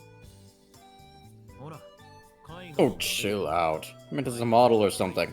I heard they make pretty good money. あ、割はいいって言うよね。お母さんってお金持ちだし Yeah, I've heard that それ too. なら In 別に art school, in art school, kids are usually pretty rich. Maybe that's all it is. That's not so bad. まあヌードなのは当然だが I mean, it would be nude, of course. 結局裸じゃない So he is getting naked for money. Without any real information to go on, the conversation was quickly diverging further from the topic at hand. A joke about it, Alco being the only one allowed to see him naked, but no. I mean, but it's true. Fair enough. Without knowing the location or type of work, there really wasn't much to talk about. 明日もう一度操縦路を尾 Let's 行 try to するし tell か him ない again わね tomorrow. It'll be harder to lose him if there's two of us. そうだな Yeah, you're right. 中にもねえし We don't have any other clues at the moment, so let's just pick this up tomorrow. 操縦路の All we know is he's making lots of money, and that's not really. 羽振りがいい Tobimaro furrowed his brow. It seemed he had thought of something. His expression turned more dire by the second. どうしたの飛び丸何か What's 思い wrong, 出した Tobimaro? Did you remember something? あ Hmm, ちょっとな kind of. そう I just いえば remembered one 最 other 近 idiot 妙に who's been 羽振り making a のいい lot of バカが cash 一人い recently. たなってそいつ Since about 3 days ago, he's been flaunting a lot of money and going to all these expensive mixer parties. And he's in the same class as Sojiro. 操縦路と同じクラスのバカなんだよこれが What the heck has Kinomi been doing? I'm surprised at how long this side story is. Fair enough.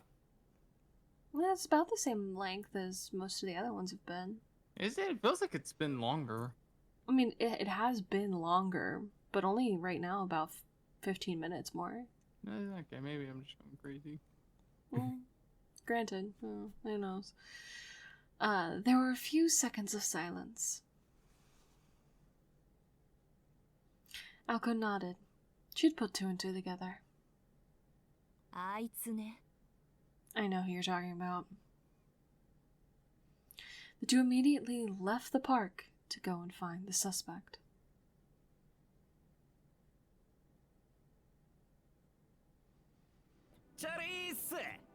What's happening? You know I can't turn down an invite even if I'm in the middle of studying. I'm here to party, guys. Christ.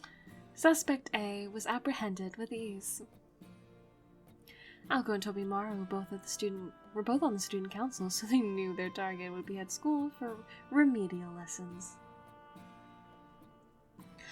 Tobimaro got a girl in Konomi's class to tell him he had some good news to share outside. Konomi took the bait and came running out of the school's front gate as fast as he could. ああ補習中呼び出して悪かったな Hey, sorry to call you out when you're trying to study. 別に悪くないぜ Yeah, no worries. I was actually just using school as an excuse to skip my job. But then that was boring too. So I was just having a nap in the nurse's office. でちょうど暇してた Then that's when I got a call from you. So I'm all ready to party. What's going on? It's weird to see him from the front. Live I'm so used Konomi to only reaction. seeing- Konomi gave a double thumbs up to show he was really ready to have some fun. そうか I thought you'd be out and about, so I'm glad I caught you. I heard you've been holed up in the arcade for the past 2 days.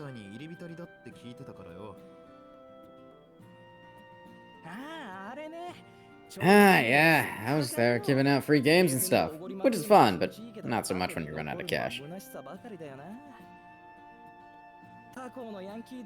Plus, I'm not really interested in becoming friends with punks from other schools, and it's all guys in there. Why do girls like hanging out in arcades? Because you're there. I like arcades. Fair enough. But if I saw someone like him there, I'd... A Kuromi plush is not worth it. Anyway, that's all in the past. No point in talking about dough that's already spent. Easy come, easy go. Let's focus on the now. You're rich, right? You feel like taking a broke guy like me out in the town today, or what?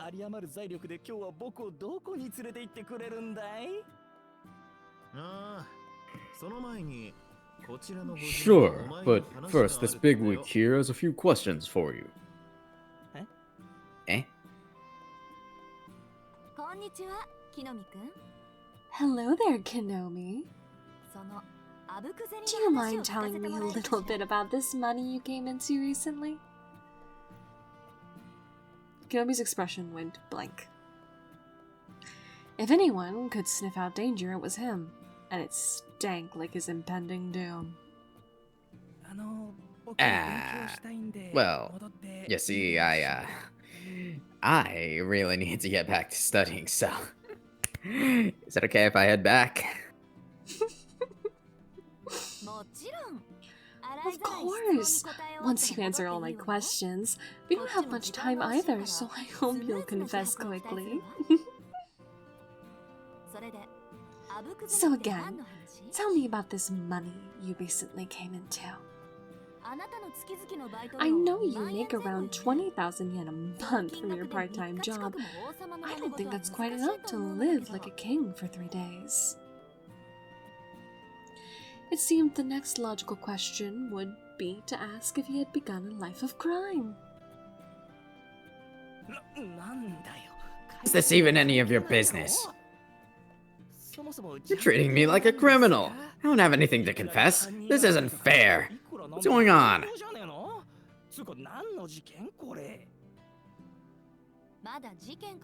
Nothing yet. We just heard about some students who recently came into significant amounts of money, and we're looking into it. A job that pays tens of thousands of yen a day is very tempting to a broke student, but we haven't heard any such jobs reported to the school. It's our job as the student council to be on the lookout for any dangers to our students. That's all. Ako was still smiling as she inched closer to Kinomi. She had never spoken to him this nicely after what he had done at the entrance ceremony. That alone was enough to make him think he was in big trouble. Really? I haven't heard anything like that. Actually, my case is different. I was just using the money I'd saved up. It's just before Christmas, so I thought I'd go a bit wild with my spending. Sort of a cleansing of the spirit, you know? Isn't this time of year usually when people are trying to save money?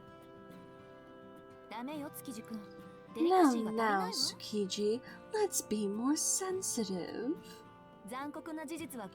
That being said, I hate to point this out, but it's obvious that Kinomi here has no date for Christmas Eve.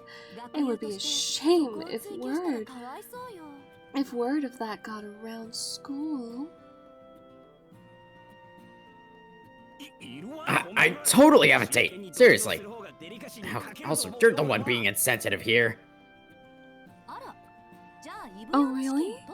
Then I guess you have some money saved up from your big Christmas Eve date then? Of course I do. Extra income and savings are two separate things. Look, my dad is super strict about watching my bank statements. He'd yell at me the moment he saw anything odd, thinking I was doing something bad. And hey, my sister searches my room, so I can't hide anything there. They even found the porn mags I had up on the ceiling.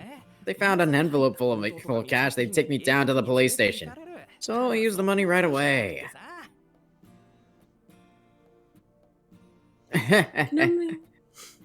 Kanomi laughed awkwardly as if he was ashamed. He wasn't even aware of just how much he had let slip. Oh, extra income. That's not what you said earlier. No, I mean, it was a bonus for my part-time job. They just gave me an extra 5,000 yen. Just a little. It's nothing crazy.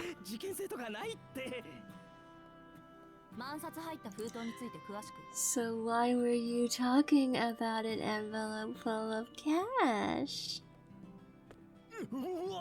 I'm talking myself to a hole here.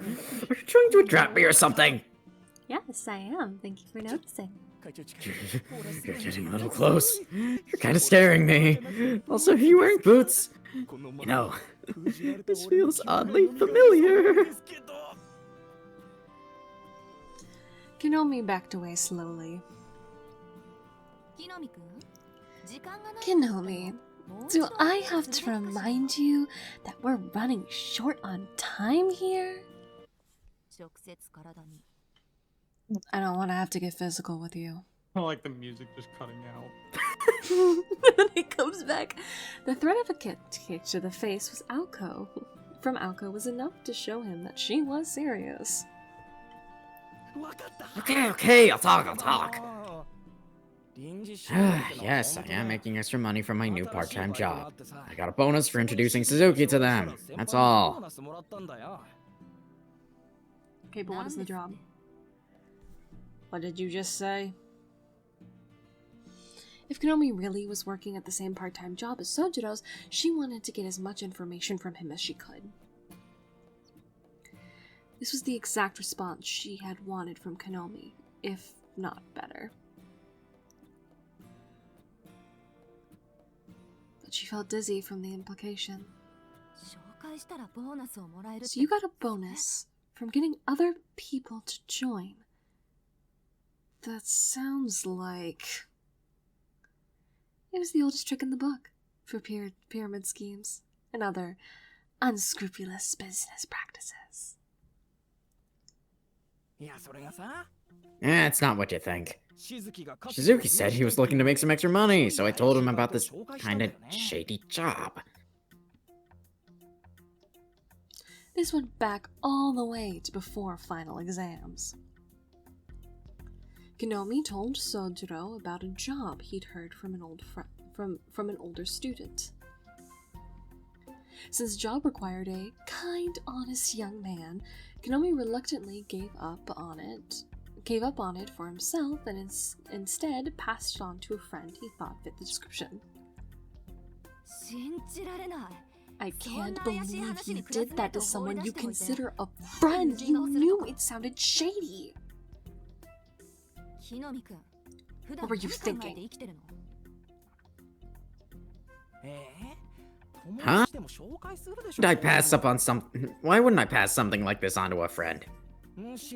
Dude needed help, so I tried to help him out. Plus, we both profited.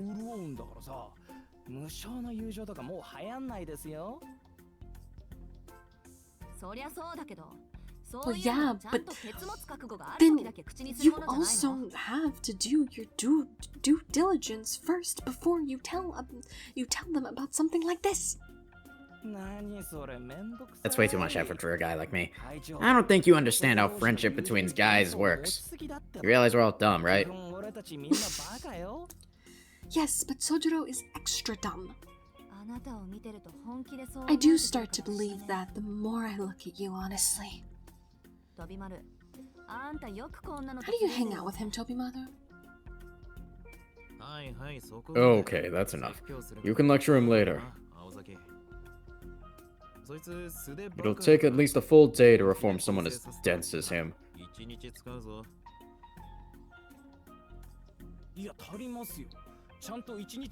Hey, come on.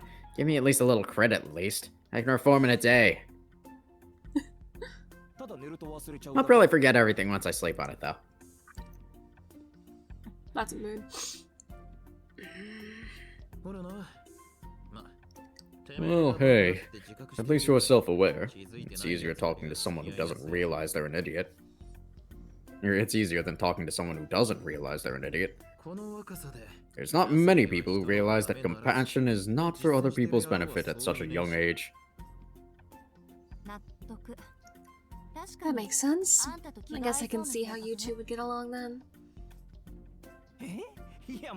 Wait? Huh? Are you both trying to pick on me? I thought you were just praising me just now.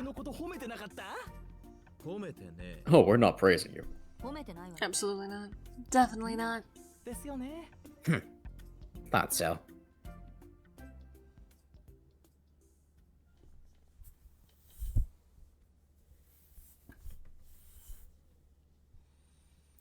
With Konomi leading the way, Aoko and Tobimaru arrived at the part-time job in question.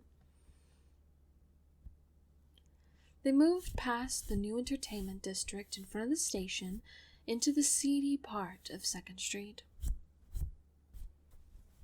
Aoko pointed to where she had lost Sojiro when she was following him.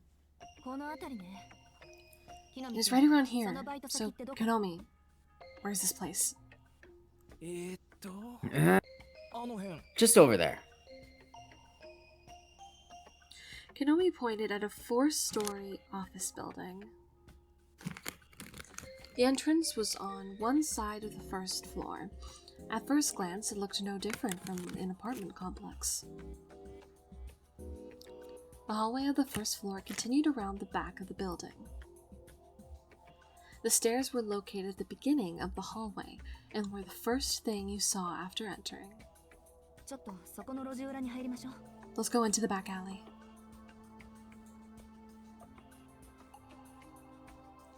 Aoko hurried off into the back alley, where they were not likely to be seen. 3 students stuck out like a sore thumb in an entertainment district like this. で、中はどうなってんの？ So what goes on in there? 事務所って言ってたけど、どんな You said it was an office, but what's the work like? 俺に聞いてんの？やだな。 You're asking me? That's literally all I know. I just heard about the job from that student. I don't know the details. I brought Sojiro here, they gave me the money, that was it. Their top suspect just admitted he knew no further details. Hosuke Kinomi, co-defendant, or perhaps who they thought might have been the main culprit, was really no more than an annoying witness. That is what he said earlier, so... 参った。 Well, this is no good. I still can't believe you're this irresponsible, Konomi. ところで木の実くん。 Have you ever seen any westerns? 役に立 Do たな you い情 know 報 what 提 they 供者の do 松 with 野とかご informants who 存 are 知か no しら？ longer useful? I don't really watch many movies, honestly. I've seen Sailor Suit and the Machine Gun, though. Mostly because I think my lead actress is hot. そう？残念ね。 That's too bad. 夕日のガン You should ダム at ぐらいは least 見とけば watch よかったのに。 for a few dollars more sometime. どうあれ。 The informant in that film meets an untimely demise, by the way. Are you serious? Your Highness, you really need to put a collar on this girl. She's like a wild dog over here.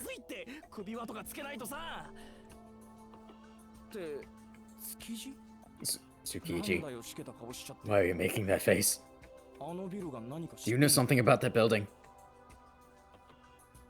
まずいな。 Ugh. This is bad. 知ってるもんな。 I know all about it. なんや最近 They're a fraudulent sales company that just came into town. They're a complete racket. 販売と何ら変わらねえ。 Aoko was sad to hear that the truth was as bad as she thought. Kinomi seemed confused as well, or as usual. それ、確かなの？飛び Are 丸。 you sure about that? なあ。 Definitely. 親父の秘書さん My dad heard it from his secretary, and she wouldn't lie.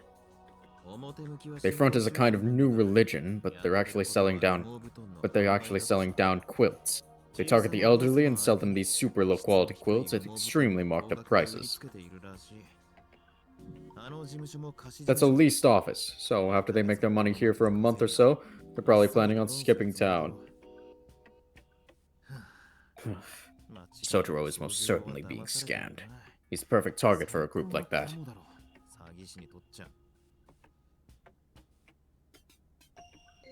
Tobimaru slumped his shoulders in defeat.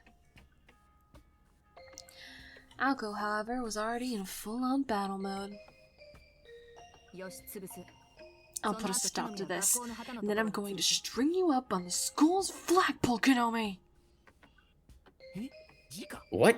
You mean you're gonna hang me? That's murder, you know.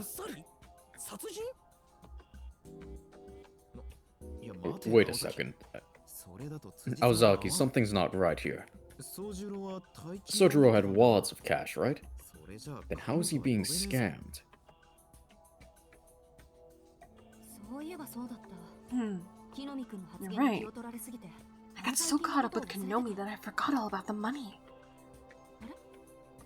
So, does that mean... Right. If he was being scammed, he'd be the one losing money. But he's making money. I hope it isn't true, but maybe Sojiro is the one doing the scamming.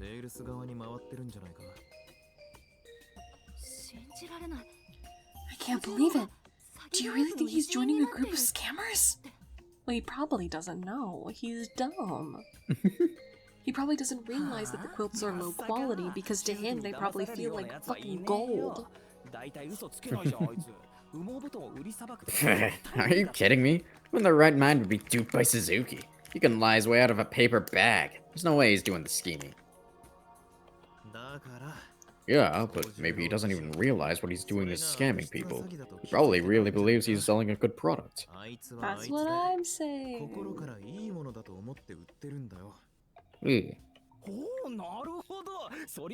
Ah, that makes sense. This pure innocence is probably just the thing old folks like to see in a salesman.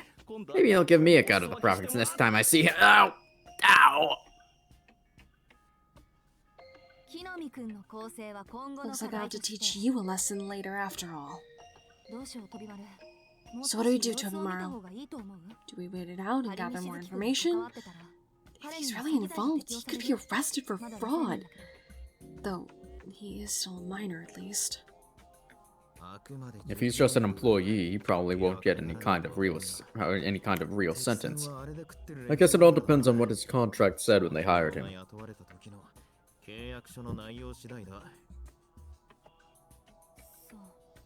Yeah, that's true. He might already be a member of their group by now.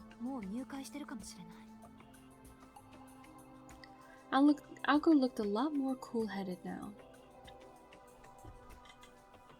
Tobimaru had been serving with her on the student council for over a year.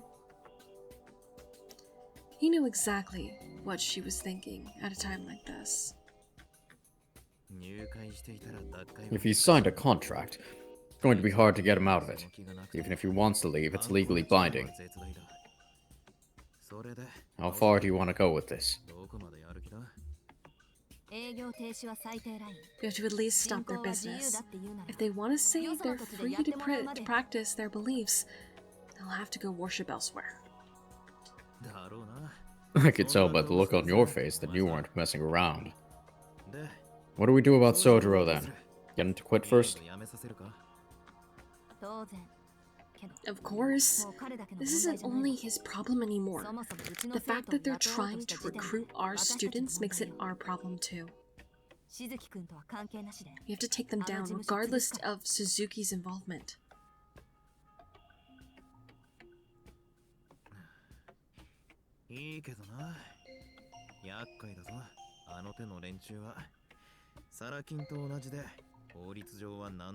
Fine. But you know they won't go down without a fight. They're technically a legal business, just like predatory loan services. The police can only give them a warning, and if we disrupt their business, they'll try and sue us for damages. We shouldn't rush into this. We might need to split this into two parts. That's fair. I know. First we need to find out more about the company, who their president is, and how many employees they have. We also need to look for possible victims, then we can... Alko suddenly stopped talking in the middle of her detailed plans. What's wrong? Tobimaru noticed right away what Alko had spotted. Alko was looking at a crowd on the street. A familiar young man wearing a coat was walking through the lively 2nd Street. He walked confidently up to the office building and disappeared inside. He hadn't seemed to notice the worried trio watching from the shadows. The young man, clearly Sojiro Suzuki, had just started his shift, still oblivious to the severity of the situation he was in. That little... Alko was shaking with rage. Calm down. I know how you feel, but he doesn't realize what he's doing.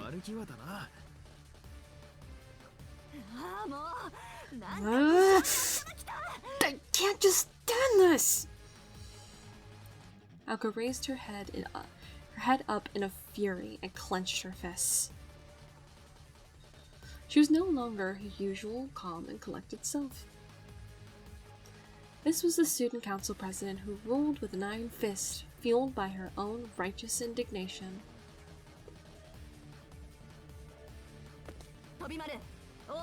Tobimaru, call up Bino and tell him we need 20 of the most intimidating guys from his team in here immediately. Tell them to gear up because we might have to fight on our hands. Alko darted out into the main street as she barked her orders. She looked like an esteemed general charging into battle against an enemy squadron.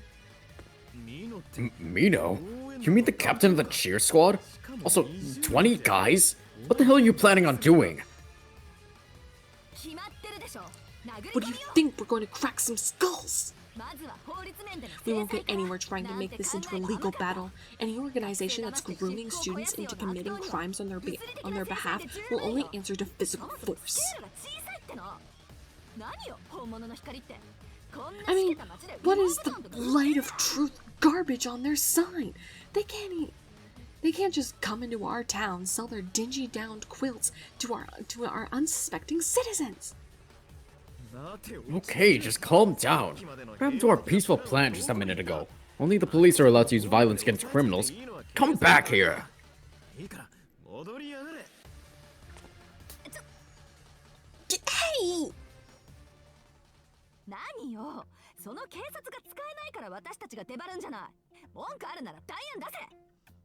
What was that for? We're doing this precisely because you said the police can't do much. If you have a problem with it, then come up with a better plan. I don't necessarily have a problem with it. I'm just telling you to calm down for a minute. I haven't had time to think of an alternative plan even if I wanted to. What were you thinking earlier? You said something about going through the legal system.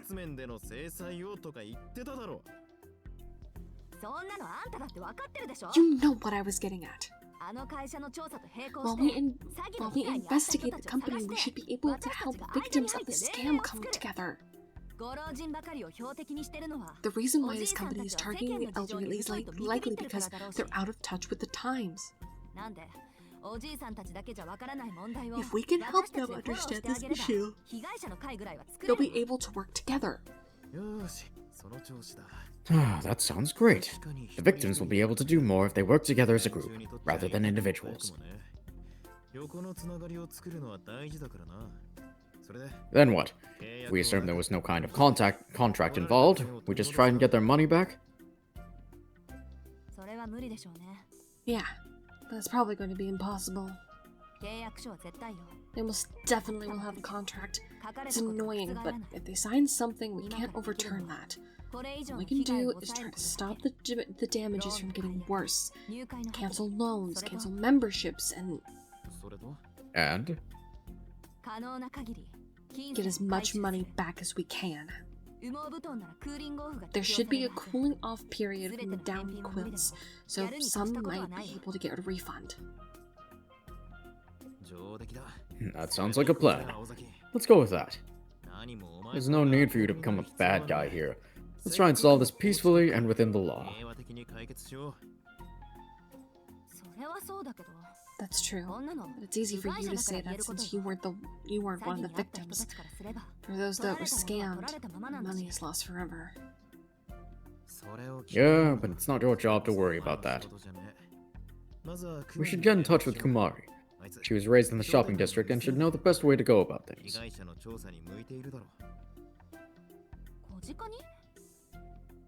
Gojika? I hate to get her involved in this. We don't have much of a choice. Alright, I'll get in touch with her. I still need you to call up Mino. Huh?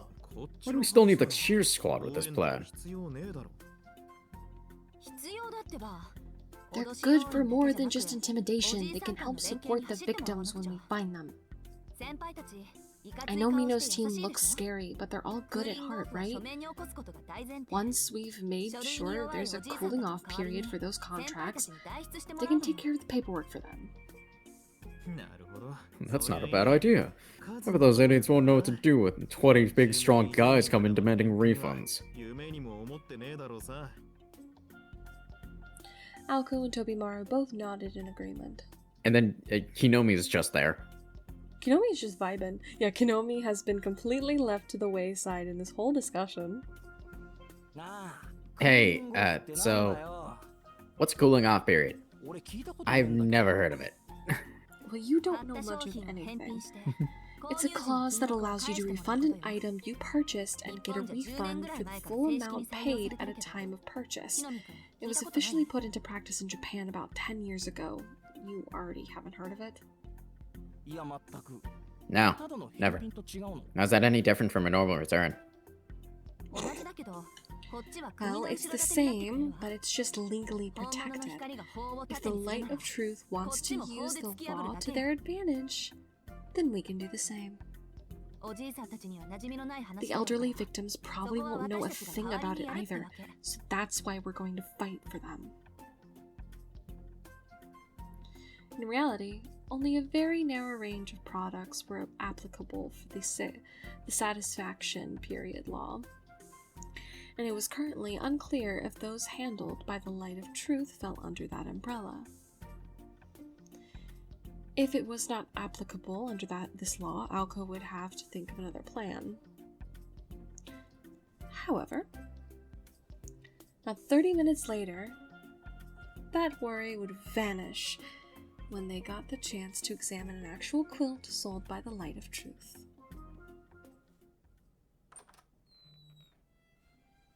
And this is where we're going to stop, because I need to go to bed. That's fair.